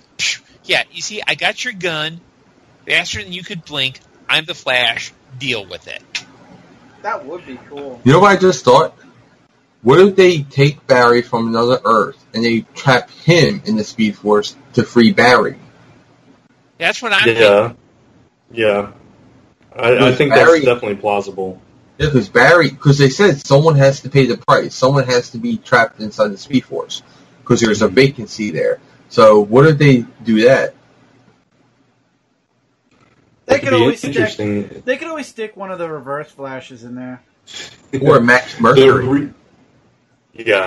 What I think would be interesting about that is the repercussions of doing that later on. Yeah, that could be interesting. Yeah, because then you've just revived Savitar. Yeah, exactly. No. That was the most obvious plot line on any of the shows in all the years that they've been on, each of them, was that Barry was Savitar. Who did not see that coming? He had to be. There was no other explanation. They could have gone with the actual comic book route. They could have, but they weren't. I know. I was saying it was like the most obvious plot line. Like most of the season, I knew what was going to happen. Even though I did enjoy the season, it was just I knew what was going to happen. I think it would have been hilarious wrap your head around that. Hello? Hi. Hello? I'm here. Okay. Again, folks, welcome to Zone 4 number 400, the technical support edition. Exactly. All right. So, Let's give them the lay off. yeah. Arrow, me and Jay are the only ones that watch, I guess. It's basically, like you said, it's season 6. That was the trailer with just a few nods of who's going to be there after season 5. Yeah, after the island blew up. So we only got to see a couple of characters and not a whole lot about where the Reveal some stuff that we're getting. What's that? The panel did reveal some interesting stuff, though. Okay. We're going to get a Black Canary versus Black Siren fight. Okay. That was seen in the trailer, I believe, a little bit. Let's see. It's going to be they're doubling down on the what that happened last year, so it's going to be dark and gritty again this year. Team Arrow will be facing the villainous Cabal. It won't be just one villain. This time it will be a team. We're having Anatoly returning, and he's going to be back with the Vengeance. Michael Emerson will be playing an unnamed villain. Richard Dragon will be in the series and in the season. He's going to be a villain, and there's a big announcement coming up for him. Vigilante, the guy from last year that we never got the reveal of, will be someone that we already do know. And Deathstroke will be getting a 2-part origin story via flashback. And yes, the flashbacks have not ended with season 5. They're going to be continuing, but they're not going to be in every episode, and they're not going to be Ollie-centric. They're going to be different people. How is this series still going on again? People love it, and they love this year. I loved season 4 because it was a little bit later. People love season 5 because it went back to being dark. I had a hard time getting into some of the characters this season. That was my thing. Like, was his name Wild Dog? Yeah, Wild Dog. I didn't care for him. I mean, later on he had some nice character moments with Mad the Dog, stuff with his daughter and stuff. What is it? Mad Dog. Mad Dog. But yeah, before that he was just kind of boring. And Ragman. Let's not even talk about Ragman. Very popular for some reason. I don't know. I don't get it. He is hugely popular. I think it's the actor, and fangirls love the actor, and that's why the character was so popular. But it's a huge thing in the Arrow fandom because, with Meeting Madness, I stay in tune with all that, and oh my god, they are obsessed with Ragman. What is the actor from again? I don't know. Is he popular from another show or something? No, I think it was just him on the show. Like, they really love him. Oh, wow. Really? Okay. I just don't know the appeal for it, but he has a huge, as a character. Yeah, I just don't get that at all. Supergirl, you guys can talk about. Yeah. Supergirl, you guys can talk about, because like I said, I'm behind on that one. Well, there's nothing really that you would need to know about the ending. Yeah. Of course, we're getting Rain. We have Kara's going to start off the season in a very dark place. She's going to, because everything that happened with her and Monel at the end of the last season, no spoilers for Brant, will be dealing with that. And she's wondering why she even created character Danvers in the first place, if she should have, in a very dark place, the duality of responsibility and stuff like that. So she's going to be dealing with Kara versus Super. Alex is going to be dealing with O-Life, so that's going to probably play in with their relationship with her and we got the Rain actress, which is Odetta Annabelle. and she's playing Rain, the world killer, and she said it's a different type of villain. She's not out to destroy the world. She has a very specific goal in mind. Interesting. I'm looking forward to that then. Yeah. Sounds like it's going to be a fun season. Yeah, and some of the great. Because we forgot to talk about this on Frontline Live, but I did bring it up on Me and Madness last night, is we're getting John Jones's father, who is alive. Okay. He's a voice actor from the Justice League cartoon. Oh, John. Oh, nice. Yes, they went with a legacy thing. Isn't Erica Durance going to be in this season of Supergirl? Yeah, she's going to. Yeah, she's gonna a be Supergirl's recast. mother. She's a recast of Supergirl's mom because both her and is on Broadway right now. She still can't. That's the reason why she left for Broadway, and now she's in another Broadway play. So there's no way to get her back, and they need her for this season. So yeah, it's just hard seeing Erica Durance as Kara's father. Father. it would be really hard to see her as the father. I don't think she has that much acting range, Chris, where she can pull off being Zorro. It's just weird because she's going from Lois to Kara's mom. I still see her young. You have Superman and Supergirl as Supergirl's adopted parents. Yeah, and you have Lois, and you had Lois Lane to be in Lois Lane's mom in Smallville, to be in Monel's mom in Supergirl. So, but she's older Terry too. Hatcher. I don't know. I just don't. Erica Durance is very good at not aging. She still looks super young. Another new character we're getting this year is going to be Morgan Edge, and he's played by Adrian Pastar from Heroes, and he's going to be Lena Luthor. So him and her are going to have this big rivalry together. Cool. All right, so let's go down the line real quick about Black Lightning, and we'll start with Gordon. Any interest? Yes, it looks good. It's a really cool premise. I'm interested to see if this is going to be in the Arrow, the Flash Arrowverse. No, it's not. Okay. Well, so it's kind of it's going to be its own thing. It's not going to necessarily cross over. No, they had no plans for her. So it's kind of like Supergirl right now, where it's just on Earth. Mm-hmm. It could eventually cross over via dimensional travel, like Supergirl is. Yeah, there's potential there, which is good. I want it to cross over at some point. Because to me, it's weird that it wouldn't. That it would be the only one that's on its own out there.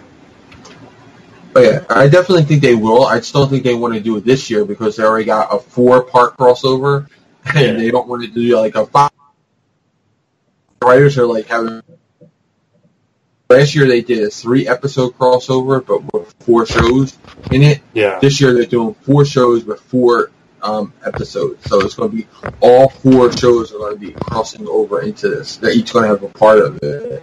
Where last year Supergirl was the episode was the crossover, and then it went right into the real crossover. Yeah. So Chris, I know you don't have any interest. Nope. Okay, that's all you got to say. Nope. All right. I'm reserving myself. Okay, that's fine. All right. I think it looks really cool too. I agree with Gordon. I think it's an interesting take on it too, where he's older and his daughter's coming into power too. I like that. It's a kind of a family passing of the torch kind of thing, maybe. I'm in. You, Jay? And Jennifer won't know about it, the family history. She doesn't know about the powers, the youngest daughter. So when she starts to get her powers, she's like, I'm a freak and stuff. She doesn't know that this is something that the family has. She doesn't know about her father being a superhero. She doesn't know her sister has powers. And the complete outsider. So I can see that being really into the drama of you guys didn't trust me to tell me the secret that something's going to happen to me. So I can see that being a big drama point with her. Yeah. should be interesting. All right, so this one is going to be mainly this one, Doctor Who panel, which, broke recently, the first female Doctor Who, which is going to debut at the Christmas special, right, Gordon? Yeah, Yes. but to be fair, she'll show up at the very like the last 5 minutes of the episode. Yeah. And then because her first season actually would begin in October or November of. I think it's I think my biggest fear was that it'd be another quirky white guy who would, and I think we've had our fill of quirky white guys. The Christmas special also looks interesting because they're doing a 12th Doctor, First Doctor crossover. Yeah. My opinion about the past 2 seasons of Doctor Who have been, it's really, and we said it earlier in the episode, Moffat needs to step down. It's been, you can see the tiredness in the writing. You can see that there isn't really a lot of it. It really feels putting in. It's like, okay, I've got this show to do, so I'm going to do the bare minimum, rather than any real enthusiasm for the show. Mm-hmm. So, I'm really sad that Capaldi is leaving, but I'm also glad that they're getting a new showrunner. They're actually changing a lot of their production staff, cameras, and so I think it's really going to be a much better show, a much fun show, and I'm actually looking forward to that. I said this before, I'm not upset with the fact that she's going to be the new Doctor, that they're doing a woman. Just to me, personally, I always like the Doctor as being a British male, someone from the UK. So that's just my preference, but I'm going to watch this. I'm going to watch it anyway. And what Gordon said about her being in the last 5 minutes of the show is probably what you've seen in the trailer for it, the Christmas special. What you've seen of her, that's all you're going to see of her in the Christmas special. You're going to see her coming up, and it's going to be with the hood, and then she's going to be pulling the hood back, and you're going to see it's the girl. That's it. That's what actually, Jay, that's not part of the Christmas episode. They shot that you're talking about the video with the key, right? Yeah. They actually shot that as the announcement. That's not going to be in the Christmas episode. I thought they were going to use that as a part of the Christmas episode. I don't think so. Usually for a regeneration, they set it up differently. Now, what they might do, first off, I could be wrong. What they probably might do is they might find a place for that footage elsewhere. But my understanding is that they shot that specifically for the announcement, especially since, when Matt Smith came on board, they did a half-hour documentary that was Doctor. They did, when Capaldi came on, they did a really bad live TV show. How do I put it? Worst, technically, when we have really bad tech issues, that live, those kind of Zone 4 episodes look very polished and professional. Wow. That's pretty bad. Yeah. Gordon, what do you think about... Oh, I'm sorry. Yeah, go ahead. Oh, yeah, I was just going to say, what do you think about David Bradley playing the late William Hartnell? I have no problem with it. He did a really good job in the TV movie. Yeah. I think that internally, I know with both financial pressures within the BBC and with issues around Brexit, I could see them going, we've seen the old TARDIS console room used 2 seasons ago. We've seen, the old used this season as well as... It's like they're saying, okay, we've got all this stuff from the TV movie, let's use it again. Let's save a little money. So, but no, I have no problem with that. He did a really good job. Yeah, the idea came from Peter Capaldi, because they were at New York Comic Con last year, and someone in the audience asked about how they would be able to do the first Doctor or something, or who would you want the Doctor to meet, which past Doctors. Moffat said, "Oh, I would love for him to meet the first Doctor, but he's not like returning my calls right now." So, and then they were like, Peter Capaldi said, "Well, how about David Bradley? He played him in the movie. Why not have him?" And that's what sparked the whole idea for him being in this episode. Mm-hmm.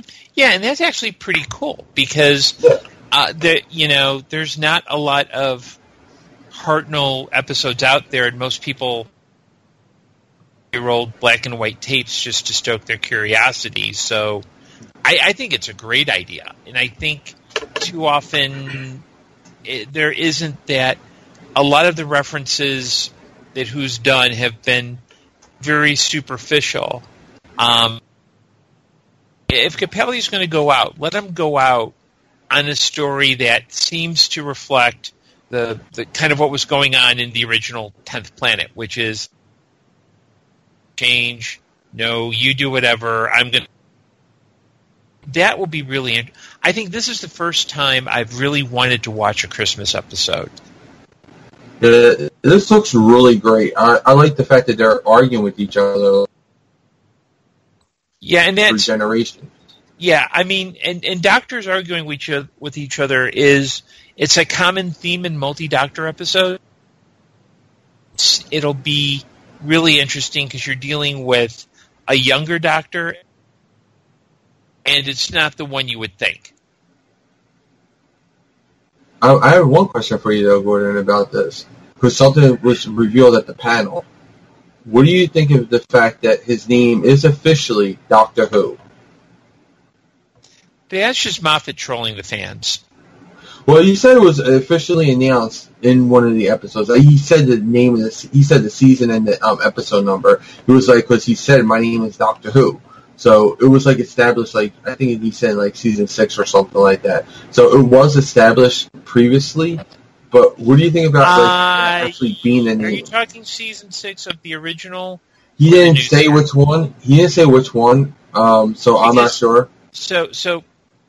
Because for a while with in the 60s, there was a changeover in producers, and the producers would say, "Hey, let's play with the idea that Doctor Who is his real name." There's never a point where he said, "My name is Doctor Who." There's an episode where a computer says, "Doctor Who is required, bring him here." There's one where he's referred to as Dr. Van Wer, which is German for Doctor Who. But there was never this... Now, there were 2 movies in the 60s. They have nothing to do with the show where he says, "Yes, my name is Doctor." Movies are kind of they're the asylum pictures for the Dalek stories of the 1960s. But there's never a point... I know this season, at one point, Capaldi's Doctor says, "Yes, my name is Doctor Who." But there was never any official, "Yes, my name is Doctor Who." Yeah, I couldn't remember it because I grew up watching Doctor Who too, back on PBS, before we had BBC America. So I grew up watching him too, and I didn't remember it, but he also said, his license plate, his vanity plate is Who. So like he confirmed that it was like that. And I know like half the fandom is like, yeah, that is his name, and half the fandom is like, no, it's not his name.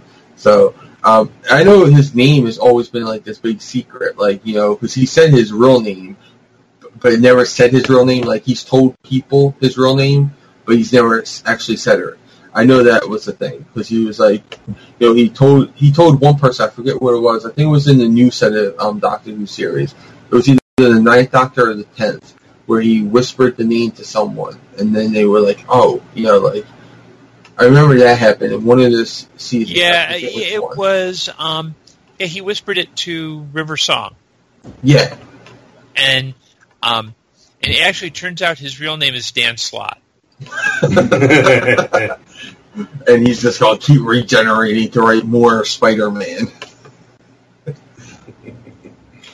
That's scary.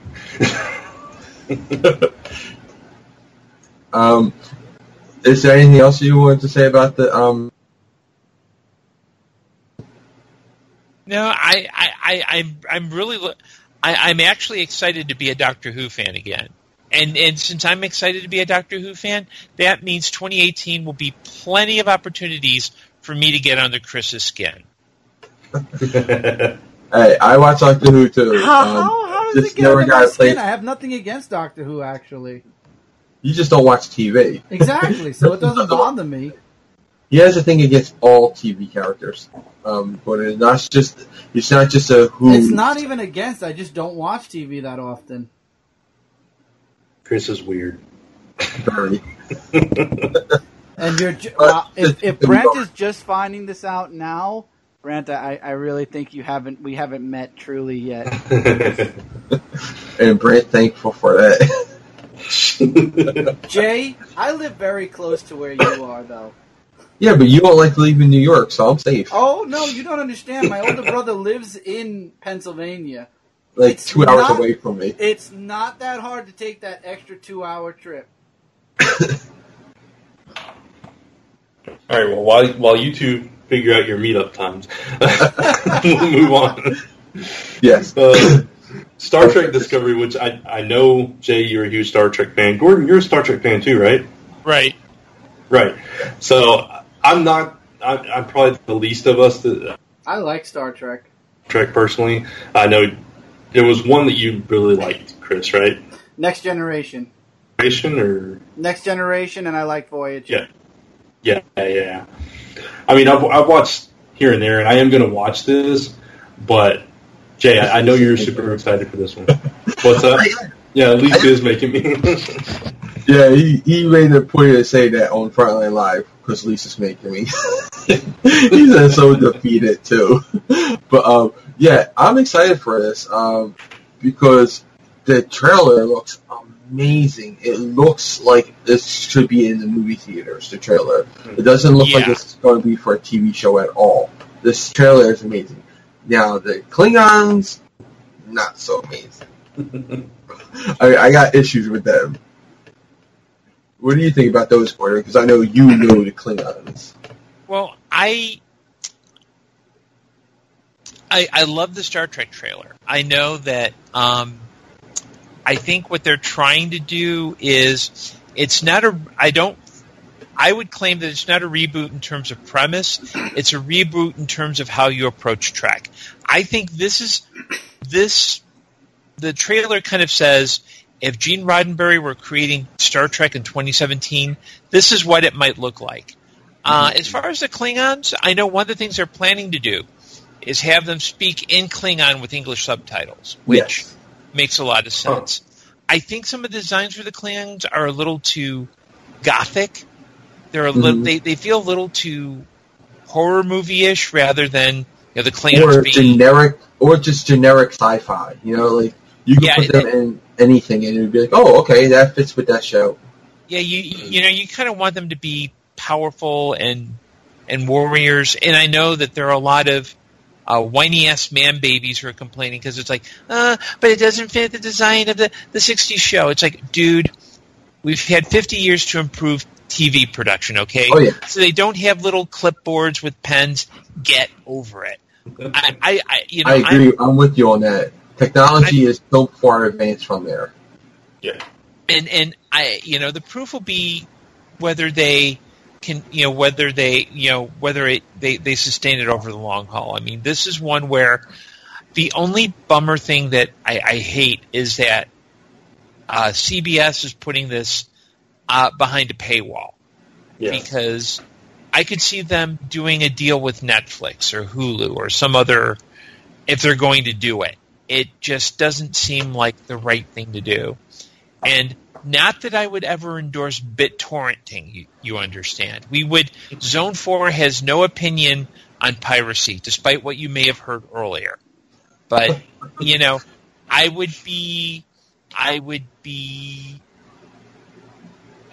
I'm rather than wait till the DVDs come out. If I were to accidentally download a torrenting client and find do it at like a public library. You know, there's plenty of public libraries in Eugene, Oregon, for example. I would do that. It's interesting to me that CBS is one of the holdouts, like with the streaming services, that they like it's almost all their content is like exclusive to their streaming services, isn't it? Like you won't find Big Bang Theory on Hulu or anything like that either. Yeah. In any show like that, any of their shows, except for like NCIS, I mean CSI or whichever one they have. NCIS they have them all. NCIS is on Netflix. They have both. Yeah. You know, they have NCIS and they have RC. So you were right with both of them, right? Yeah. I know this because Mom was asking what's on Netflix because she's interested in getting Netflix for herself, and she's like, "Is NCIS on there? Is Law and Order on there? Is this on there?" Yeah, NCIS was before CBS All Access had it, so that's why they're still on there, because they have the deal. It's a pre-established deal already, so before the All Access app existed, they had that deal with Netflix. Oh, we lost Brent, but I'm still recording, so we're good. All right, so yeah, I paid for CBS All Access already. I got it when it first came out because they were going to be doing Supergirl, and I was like, I need to have it for all reasons, because I'm working during the time that Supergirl was airing on CBS. So for me, it was a great way to watch it while at work because you can watch live on there. So and I continue to pay for it because I think it's great with all the extras that they give you. Like if you have CBS All Access app, you can watch the Star Trek Comic-Con panel. You can watch exclusive interviews with them from Comic-Con. So I like all those little extras that they give you. They give you like commentaries on it. Like, so that's what I'm looking forward to. But the first episode will actually air on CBS, regular CBS, on September 24th at 8:30 p.m. And then it's going to go episode 2 right away onto CBS All Access. So the same night it will go there, and then it will be a weekly release on Sundays. And I'm looking forward to it. Like I said, my only issue with it is the Klingons, because like there's that blue Klingon, the Torchbearer. That's too weird for me.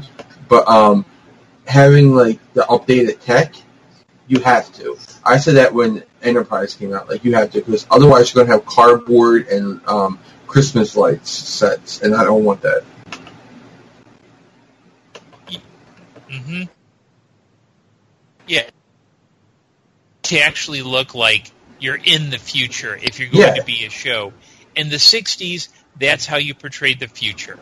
Exactly. It was, and that's what all sci-fi shows back then looked like, and they didn't have budgets that they have now, but I mean, I don't want to see, like, I was watching a show I was watching a video on YouTube today from a channel called Trek Yards, where they analyze every little piece of tech that comes out from this. I haven't seen the one they did on the trailer. I've seen some of their past work. Well, they did one on the phaser rifle today, and they ripped that apart because it didn't look like the cheap phaser rifle that Kirk had. I'm like, that looks so cheap. Like, I'd rather have this. Like, it's this awesome looking phaser rifle. It has some of the same design elements, but it makes it way cooler. I'm like, why would you get that thing that looks like it could have been from any sci-fi show? Like, if you were to say that's, what's the one in space? The one with the robot. I can't think of the name. Lost in Space. If you were to say it's Lost in Space, I would be like, okay, that's Lost in Space, because it's so generic looking. This one is very cool. It's very sleek. Like, the same problem, though, is what fanboys had with Enterprise, too. They didn't like that. Yeah, it's the you're not making it just like we want it. And it's like, you know what, dudes, seriously, knock it off. You're being a whiny-ass man, baby. You don't like it, I'm going to smack you. I had no problem with it. There's actually a small group of dudes who are like, oh, female doctor, the show's going down. Yeah. You know what? You can watch past episodes on DVD, streaming, whatever. For those the new stuff, watch it. Like I said, I prefer a male doctor, but I'm not against the female. Yeah, doctor. I'm still going to watch them. No, I wasn't criticizing you. Oh, no, I know. The problem is you have. This is so hard to explain without bringing up the word. So I'm bringing up the word, Brent. Sorry, I know you don't like it, but I'm going to do it. Ever since this whole social justice warrior movement happened, those are words. Too bad. It's 3 words. Yeah, there's 3 words. I don't care. I'm going to social anyway. justice warrior. Shut up. That's one word with a dash between it. In Brooklyn, at least. So shut up. Anyway, ever since the social justice warriors started happening and they started getting loud and proud and everything like that, now all of a sudden, if somebody was to do like what Doctor Who's doing, all of a sudden they're bending to the social justice. I really wish this bullshit would stop. I'm sorry, I just said that, but I really wish it would stop. Because that's what it is. At this point, yeah, you have those people that like to talk and be loud. But now, anytime somebody wants to do something to be different, they're catering to them? No. Sometimes they're doing it to be different. And let me, if I can build on that point, Chris, Mm-hmm. the audience is expanding. Mm-hmm. It's no longer just men. It's no longer just white dudes. It's like there was that whole brouhaha about Marvel Comics and quote-unquote diversity, and let's be clear. At least I know at least 3 of us are white dudes. I don't know Jay. I don't know you. I don't want to. he is. He's white. Okay, so 4 white dudes talking about diversity. Mm-hmm. Unfortunately, you do have, I think, for a lot of old school fans, it's this. We like stuff because stuff. We have kind of a nostalgic pull to it, and it appeals to us. But we also don't. We also realize that we don't own that. We own our feelings to it, but we don't own the thing. And unfortunately, too many fans do the they think they own the thing. Right. They own Star Trek. Yep. There are a lot of people, and I'll be honest, I am a social justice warrior. I have a professional background working in, before I went into marketing, I did a lot of work in chemical dependency prevention, in community development.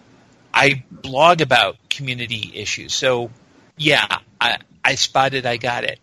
I think too often what happens is if there's a change for whatever reason, whether it's representation, whether it's inclusion, whether it's just acknowledging that there's more of an audience, unfortunately that small segment that can't get used to the fact that we're in 2017, they get really loud and obnoxious and abusive about it. Whereas I think most this, and I know several of them, and hey, Brant, if you want guests to talk about it, I'll make it happen. Cool. We can, it's really about making sure that, it's not about we're pulling this stuff away from you. It's about acknowledging that, yes, there are people who are LGBTQ, who are, gender, race, ability, all sorts of stuff. And, the fact is, with a female doctor, I personally don't care. I just didn't want another quirky white guy. I got what I wanted. So, and just to clarify real quick before then you can go, Jay. Just to clarify, because Chris was like, I hate the term and everything. I just want to clarify that I hate buzzwords and labels, and I feel like exactly. That's what I know. I feel like a lot of discussion is centric. Oh, that's just SJW, or oh, that's diversity, and I think those terms get used too lightly. And therefore, I hate them being brought up because it gives that connotation, and I think it's something that people jump onto when they don't truly understand what they're talking about. Yeah, exactly. People are like on this note. There are people who have complained that there's, quote, too much diversity in the Star Trek Discovery trailer because one captain's Michelle Yeoh, who I think is Chinese. You've got, I forget her name from The Walking Dead, who's African-American. Oh, there's too much diversity. Have you ever watched the stinking show Star Trek? She said that. She said that at the panel. Dumbass She's like, to complain about diversity in Star Trek? Really? They addressed that right at the panel. They said, you consider yourself a fan of this show and of this world that Gene Roddenberry created, and you have a problem with diversity, Since gender, the very first season, yeah. Yeah, I mean, the very first interracial kiss on TV was Star Trek. That was Star Trek that did that. Gene Roddenberry created Star Trek to be a future of hope where gender and race and none of the original pilot was a first officer was a female, which was insane back then. You know, like, what? She's that high in the military? Like, you know, like she's that high on the ship? No, she could never be that. You know, back then women were only supposed to be like secretaries and nurses, and which we got Nurse Chapel for. But that was his vision. He wanted something where equality was a thing. And to mention something that, since you guys brought it up, I love it. Like, Brant knows this with some of the stuff that I'm working on.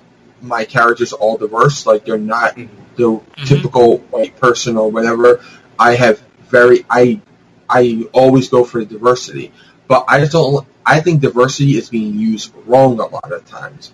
A lot of times they're just like, let's just replace or, put this person in for that person, swap it out. Which, again, Marvel did 20 years ago in the 90s. And they did it with white people, and it still got the same exact reaction, you know? When they replaced Steve Rogers with John Walker, it was a reaction. When they replaced Thor with Thunderstrike, it was Peter, a reaction, you know? It was, you can't take away our characters. So I think it's just... But there's so much room to create... What diversity really is, which is inclusion. You have to include... Yeah, there's so much room for newer characters. Kamala does so well is because she was perfectly executed. She was someone that was needed at the time, and she didn't replace Carol. Carol's still around. She's still Miss Marvel, you know, whatever. And we got Kamala Khan, a great beacon of hope for the Marvel universe of what it could be and what it should be. Mm-hmm. And then you get Iceman. A lot of people... then you get Iceman, and it just takes everything away. Iceman is a totally different story, though. That's just, you know, them just being dumb. Like, that's Brian Michael Bendis. They went with the freaking Family Guy. Sorry about that. They went with the Family Guy joke, and they just took it too far. Like, that I think went too far. But you got characters that do make sense, like Miles Morales. Yep. You got Kamala Khan. You got Luna, you know what I mean? Lunella Fayette, Moon Girl, you know? You have these terrific characters that are being created now that are diverse, and they're being done right. And I think too many of the negative stuff is getting, you know, the replacement stuff is getting the attention, where it should be the really well-done characters that should be getting all the attention, because that's what Marvel is doing right, and that's what Marvel should be praised for when it comes to diversity. It's those characters that they're doing right.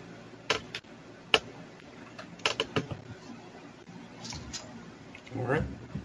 No, go ahead, Jay. Sorry, I was going to say that was a very. I think that was a good segue. Good.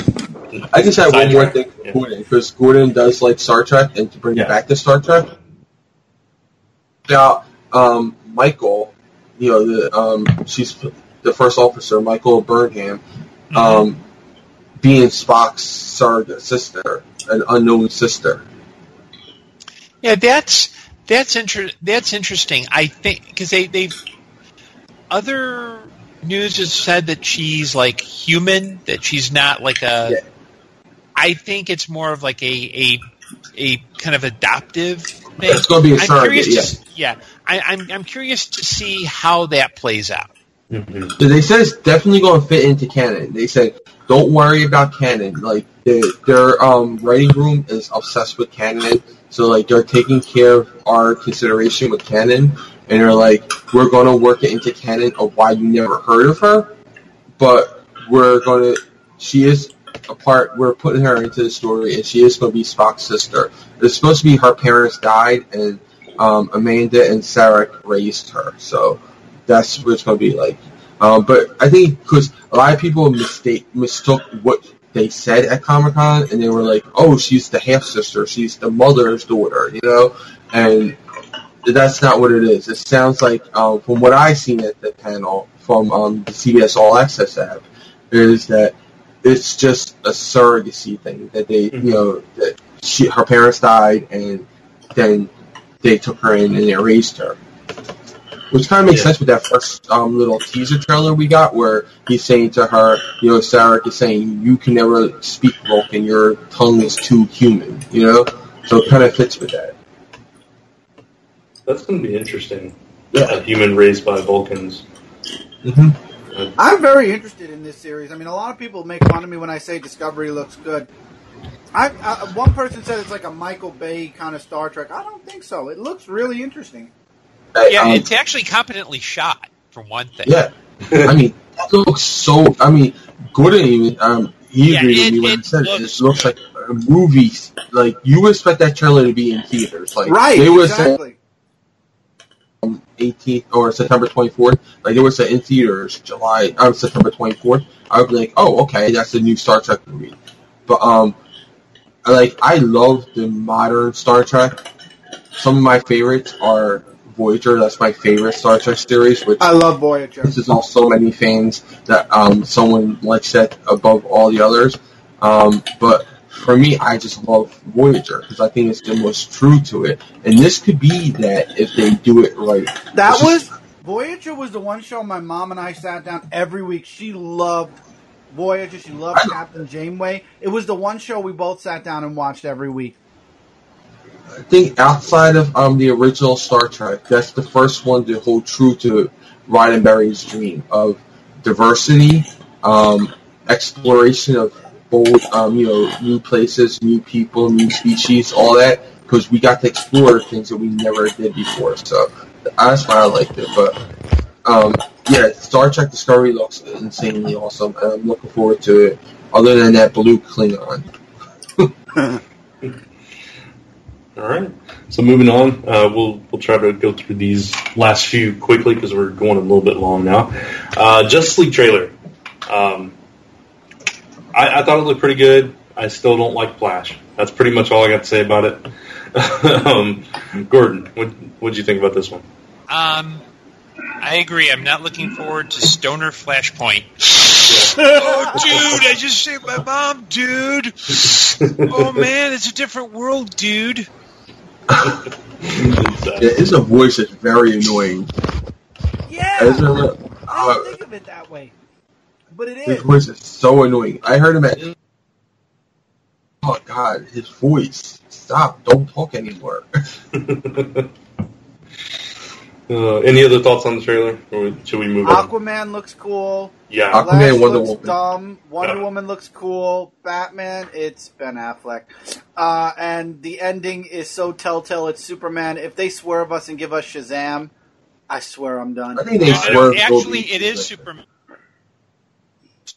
One of the things they're going to need to do, Henry Cavill had come in from another role, and he had a mustache. So he's walking around with a mustache. They're going to have to spend more money to digitally remove the mustache. Yeah, they said they were digitally removing the mustache. Wow. You didn't know that, Brad? Yeah. No, I did not know that. Yeah, they're digitally removing it. And listeners, this is not a bit that Chris and I came up with on the fly. This is a thing that happened. And listeners, I'm not going to comment it, but so we're going over, and if I comment, I might not end it for another 3 hours. So it's stupid. How do you have to edit out a mustache? Well, he is in another movie that he needs it, but it's so stupid. They're going to spend more money editing it out. If he's coming back from the dead, just have him have a full beard. Exactly. Just add the beard. Add the beard part instead of editing out. Oh, whatever. All right, yeah, moving on. But this is the same thinking that said, "Who's our Batman?" Ben Affleck, the dollar store true. Christian Bale. Yeah. I'd rather Ben Affleck than Christian Bale, though. Please, no. I don't want Christian Bale. Really?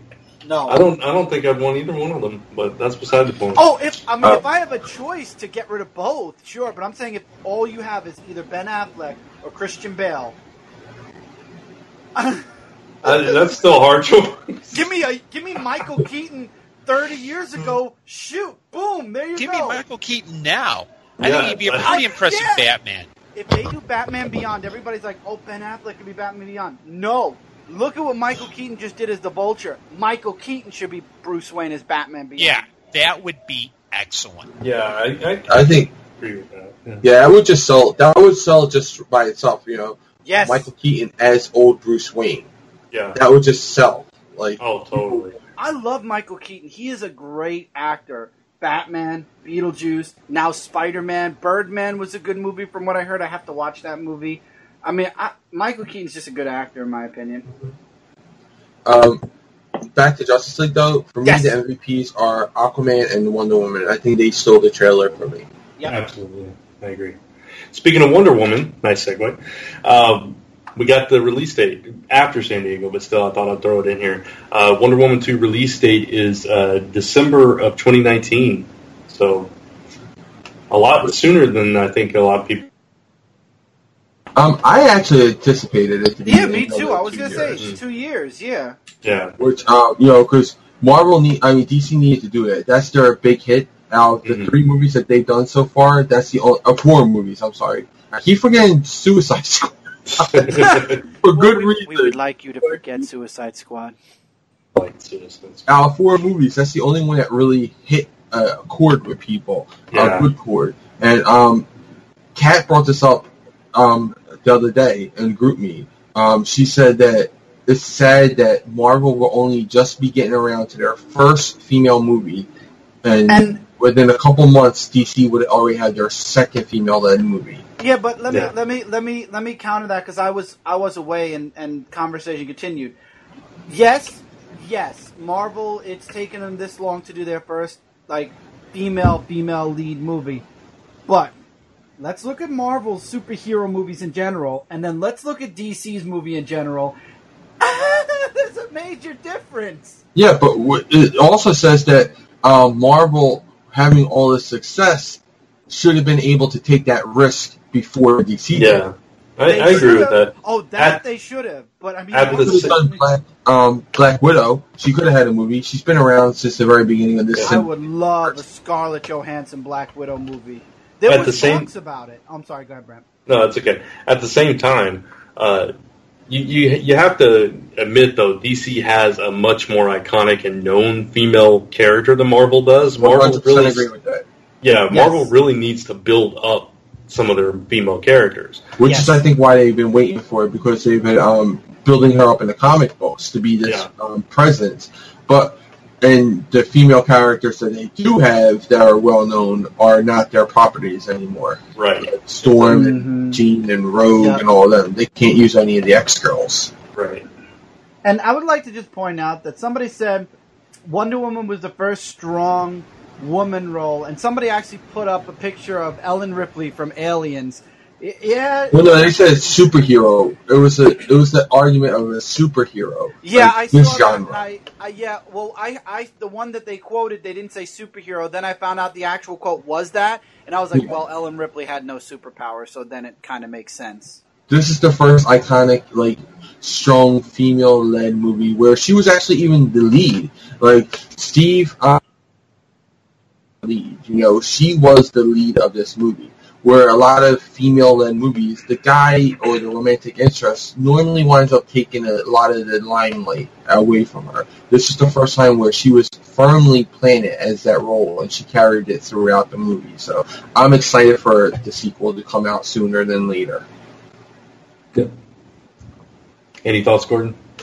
I'm excited to see Wonder Woman. I'm not. I just saw the Wonder Woman film. Thought it was great, and I think it's really smart timing. I think Marvel has had enough of a lead-in, but I also think that because of the success of Wonder Woman, now DC is very, and I mean this in a nice positive way, really rethinking how they've been approaching their movie making, and I'm curious to see what happens. Yeah. I think it's interesting that they took it away from bowl and put it in the holiday season. I actually think that's kind of smart because you get away from all those big movies, and now you got a focal point where a lot of people are going to theaters during that time. And it was just announced earlier today that they're going to run an Oscar campaign for Wonder Woman for the first movie. Oh, wow. I think she deserves all the attention. That movie deserves all the attention it's getting for all the reasons it's getting it. Yeah. All right, so speaking of the Marvel films, Thor Ragnarok trailer, I thought it was fun. It's Planet Hulk, so I love that. One of my favorite stories. And just the humor between Thor and Hulk is fantastic. I love his little, Team Thor. I saw a meme going around that said, "Are you Team Cap, Team Iron Man?" and showing both their teams from Civil War, and then Team Thor, and he's got Hulk and Loki and Valkyrie. And I thought that was pretty neat. So far, I mean, it looks like this epically fun movie to me. So I'm looking forward to this one as well. I agree. I think it looks really fun. The only thing about the trailer is I wish they would have left that the fire scene for the very end of the trailer to give you something to talk about more. Yeah. That's my only problem. But I think this movie is going to be great because it has action, it has sci-fi into it, it has humor. It seems like it's going to be a well-rounded, and we know that they said that this is the next big page mark for the MCU. So this is like Avengers was the big one, and now this is the next big. You must watch this movie for big things that are happening in this universe. So, Gotcha. Yeah, I mean, Chris? it looks like basically. Gordon. Yeah, I'm sorry. It looks like it's going to be another people get together and break stuff kind of movie, which I love. So it looks like fun. It looks like, it really has a really great look to it, which is really impressive. And it's maybe the first Thor movie that I'm enthusiastic to see. I will say it does look a lot brighter than the previous two. Yes. Yeah, it does. Specifically the second one. I mean, the first one, the Jotunheim scenes were so dark you could barely see them. But just even in tone and everything, I agree. Chris? I love the trailer. Thor Ragnarok is definitely going to be an awesome movie, in my opinion. It's going to be the best Thor movie, I think, out of the three so far. Yeah. All right, so moving on to Netflix, Stranger Things trailer for Season 2. Gordon, did you watch Season 1? I don't remember. No, okay. This is a show you got to watch, Gordon. I don't like hard recommend stuff, but this is a fantastic show, especially if you're nostalgic at all for that era, which I don't know if you are or not. But having gone through my adolescence and parachute pants, I've been traumatized by parachute pants and Elf. Both I'm glad I didn't have to tell you that. I still have my Alf mask. I'm flashing back. No, I still have an Alf Halloween mask. I'm glad I missed out on the parachute pants. I will say that. I wore parachute pants. I will admit it. Once upon a time. Anyway, I thought this trailer made this season look so much even better than the first season, which was fantastic. Yeah. And it's just it's hard to explain what the appeal of the show is, because I mean it's a group of kids that interact with this horrific underworld, and on the surface of that it's like, okay, that's weird, but I think it's the characters. You fall in love with these kids and their struggle to find their friend, and then with this season where it's because he's been in what do they call it, the upside down world, or upside down? The upside down. Yeah, where Will has been in the upside down for that entire season, it's starting to bleed over, and he's starting to see these visions of it coming. It's kind of like the two realms are bleeding into together, and you set that trailer to Vincent Price, the opening for Thriller, and it's just, oh man, it sends it out of the park for me. Yeah, I gotta agree with Brant. This is phenomenal trailer. It didn't give you much, but it gave you enough to where you're like, I cannot wait to see these episodes again. When is it coming out? When's it coming out? Like, you're just really excited for it. And to explain what Brant was trying to say about what the actual appeal is, I think it's part nostalgia, and it's part of like, it's kind of this weird, strange mixture of Goonies and Dungeons and Dragons, but really works. I don't understand how you could put those two together, but they put them together and it really does work. Like, it has this great appeal that I think, because women love it, men love it, you know, like, this is a universally loved movie. Like, it doesn't matter what race, creed, color, or sex you are. Like, people all over demographics. This is crazy demographics. So I can't wait for this trailer. And this the season. This trailer just like blew my mind with Vincent Price doing that voiceover. Yeah, iconic.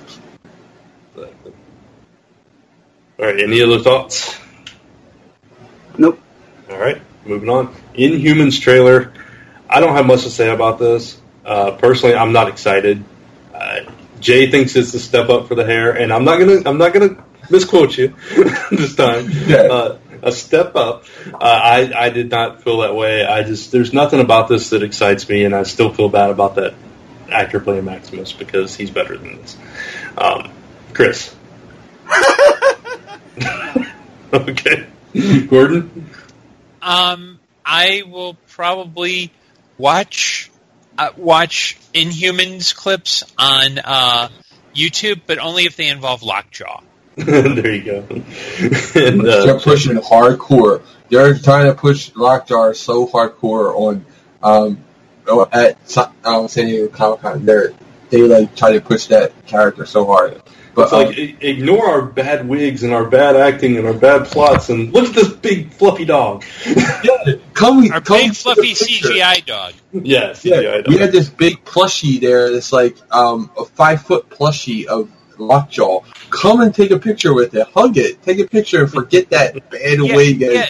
Take out the scenes with Lockjaw, and it looks like one of those really cheesy early '90s Xena Hercules sci-fi ripoffs. Yeah. You know what's very weird? You know what's very weird? Worse. What? This is filmed with IMAX cameras. The pilot, the trailer that we saw, is filmed with IMAX cameras. And it's going to be in IMAX theaters. Mm-hmm. And Star Trek is done online, and it has better quality. Like, that just blows my mind. How can you have these IMAX cameras that are supposed to be so advanced, and they did a better job than you? And their online digital first thing. That just blew my mind. But, yeah, I did say the hair is a step up, because anything is better than that wig that she wears. So when they actually have it animated, it does look a tiny bit better than it does when it's just sitting there. Because you can tell it's a wig. For that few seconds, yeah. Alright, so enough bashing of Inhumans. Last news piece that I had listed here, Captain Marvel, which we kind of alluded to her earlier. They announced the setting and the villains for this film. 90s. Which, we'll get into that. Nick Fury has both his eyes, so I don't know if we're going to find out how he lost one or not. Probably. Yeah. And the villains, the Skrulls, which a lot of us didn't think that they were going to be able to use, but, obviously we found out that was one of those things between Fox and they can actually both use. So I think it's very interesting that you put them both in the 90s and with the Skrulls, and we talked this on Frontline Live, is that you could actually set up Secret Invasion in the MCU, which I think is really interesting. I think it's awesome. I really think I would like Secret Invasion to come next after what do you call Infinity War. Yeah, I mean, why not? I mean, if you're setting it up with the Skrulls, as long as you don't use any main names, which they didn't, I don't believe in Secret I didn't read Secret Invasion, so somebody would have to tell me, but it was just plain straight up Skrulls. Yeah, I mean, Secret Invasion, they had replaced like Mockingbird and Spider-Woman. You can use all those characters, so Mm-hmm. Go ahead, Jay. No, I was going to say, I think of her last name, Zoe, the girl, the actress who plays Gamora. She already leaked the name of the next Avengers movie, which is going to be Infinity Gauntlet. Yeah. The next Avengers movie, but after that, I can see them totally doing, or even like leaking it into like a Captain America movie, which was basically Avengers 1.5. You know, it was basically an Avengers movie. Yeah. So they can do it with like one of those because Captain America is a big part of the Secret Invasion. You know, you can use that. But the trailer, I mean, the stuff that we got, the information we got, like the concept designs is very reminiscent of what the Skrulls are about. You know, it's very true to the comic, so I like that. They're going with their full green and the weird chin thing, so I like that. I like that they're not like making them different for the screen. You know, like, oh, we can't do that because, you know, people won't understand them. They're just saying this is a comic book character. Just understand it. And I'm interested to see what her role would be and how, if she is in the 90s, will she be called Miss Marvel then? And then, like, when she comes into the present day, will they call her Captain Marvel? Or will there be some kind of time travel where because I can't see Brie Larson playing a character that looks the same exact way she did 30 years ago, like, right. You know? So, 20 years ago. So I can't see her doing that unless they, like, say that she time traveled. Like, maybe something happened, she's time traveled or something. So, yeah. Like, that's something else that could be coming up, because we know she's not going to be in Infinity War. They already confirmed that. She's not in there, not cameo or anything. Right. She won't be in any movie before her movie. Right. Mm-hmm. What do you think, Gordon? I think it looks interesting. I like how Marvel's not just putting all of their heroes in one time frame. I like how they've built a history. You know, you've got Cap and Agent Carter in the 40s. You've got Captain Marvel now in the 90s. I love how they found the loophole where they can use species, they just can't use characters. So they can't use Super Skrull, but you can have Third Skrull from the left. I can create a new Super Skrull. But they can't call it Super Skrull. No, they can call it. There was a video game that they were going to pitch that dealt with the Skrulls, and they called it the Buster Skrull, which was it had Thor's hammer, Cap's shield, Iron Man's armor, and it looked pretty cool. The concept looks really cool. Yeah, I kind of hope that they plan to do an Agents of Atlas movies that's set in like the 1950s, because that would be awesome. Did you which movie is it, Jay, that Jimmy Woo is actually going to be in? What movie is it? I think was that Iron Fist season 2, or am I thinking wrong? I don't remember. He's in something. You might be right. He's in something. Yeah. I'm not sure what it is, but I know he's in something. He's been recently cast as something. It wasn't Defenders, right? No, that's too soon. No, I think it's Iron Fist. I think it might be Iron Fist. Yeah, I think it was Iron Fist season 2. But that's still in the MCU. They're technically in the same universe, so that's definitely possible. I would like to see that too. I love Agents of Atlas. All right, so I think that wraps it up. Unless anybody has any other news you want to talk about. Nope. All right.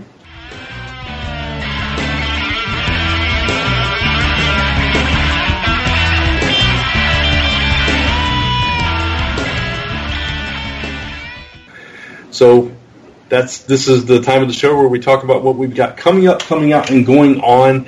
And I just want to mention that if it's not up as this airs, it will be up next week. The Zone 4 Patreon that we've talked about here and there is finally going to be launched, so you guys can check that out. Follow our social media to get updates on that. And that's pretty much it for me. LastNumberPress.com.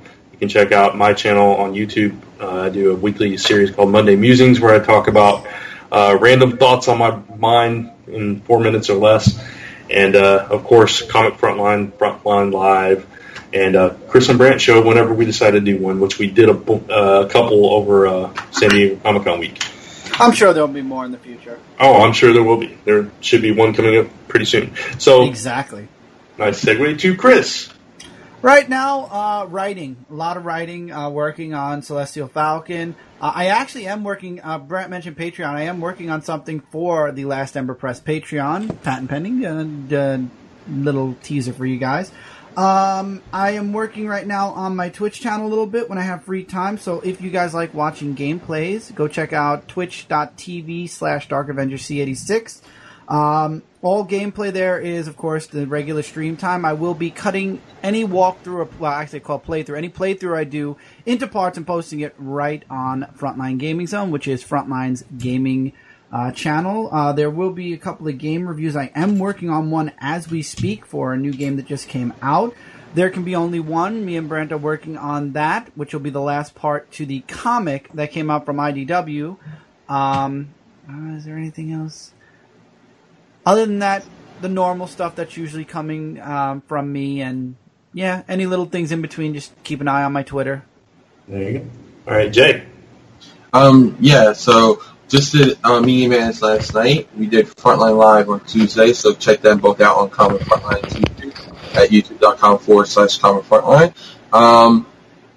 A whole bunch of news went up on San Diego Comic-Con this weekend. That's all over on comicfrontline.com. Check that out. I will have a Marvel Report review on Weapon X.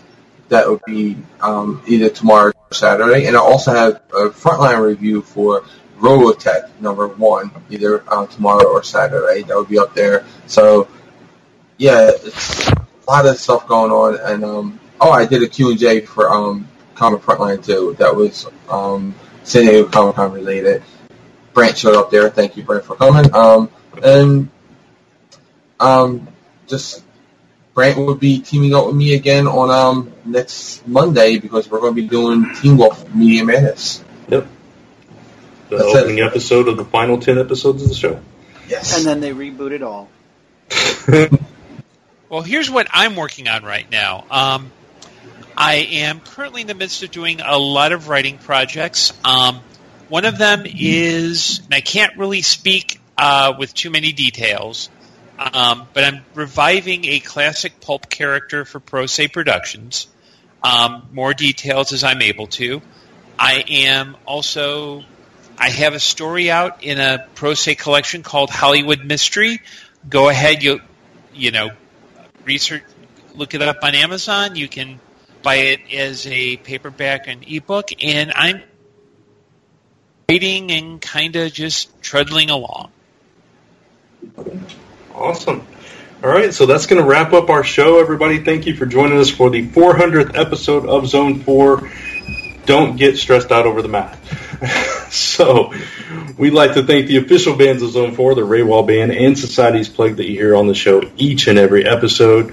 We are proud members of the Comics Podcast Network. You can find us on comicspodcasts.com, Comic Frontline, Stitcher, iTunes, and, of course, Zone4Podcast.com. If you have any comments, questions, suggestions for us, or you want to support our Patreon, you can email us at zone4podcast@gmail.com or check out our Patreon. And as always, thanks for listening. You are now leaving Zone 4. Bye, everybody. Goodbye. Night all. Y'all come back now, you hear? This is only a test for the X-Men. This has been a Gonzo Goose production.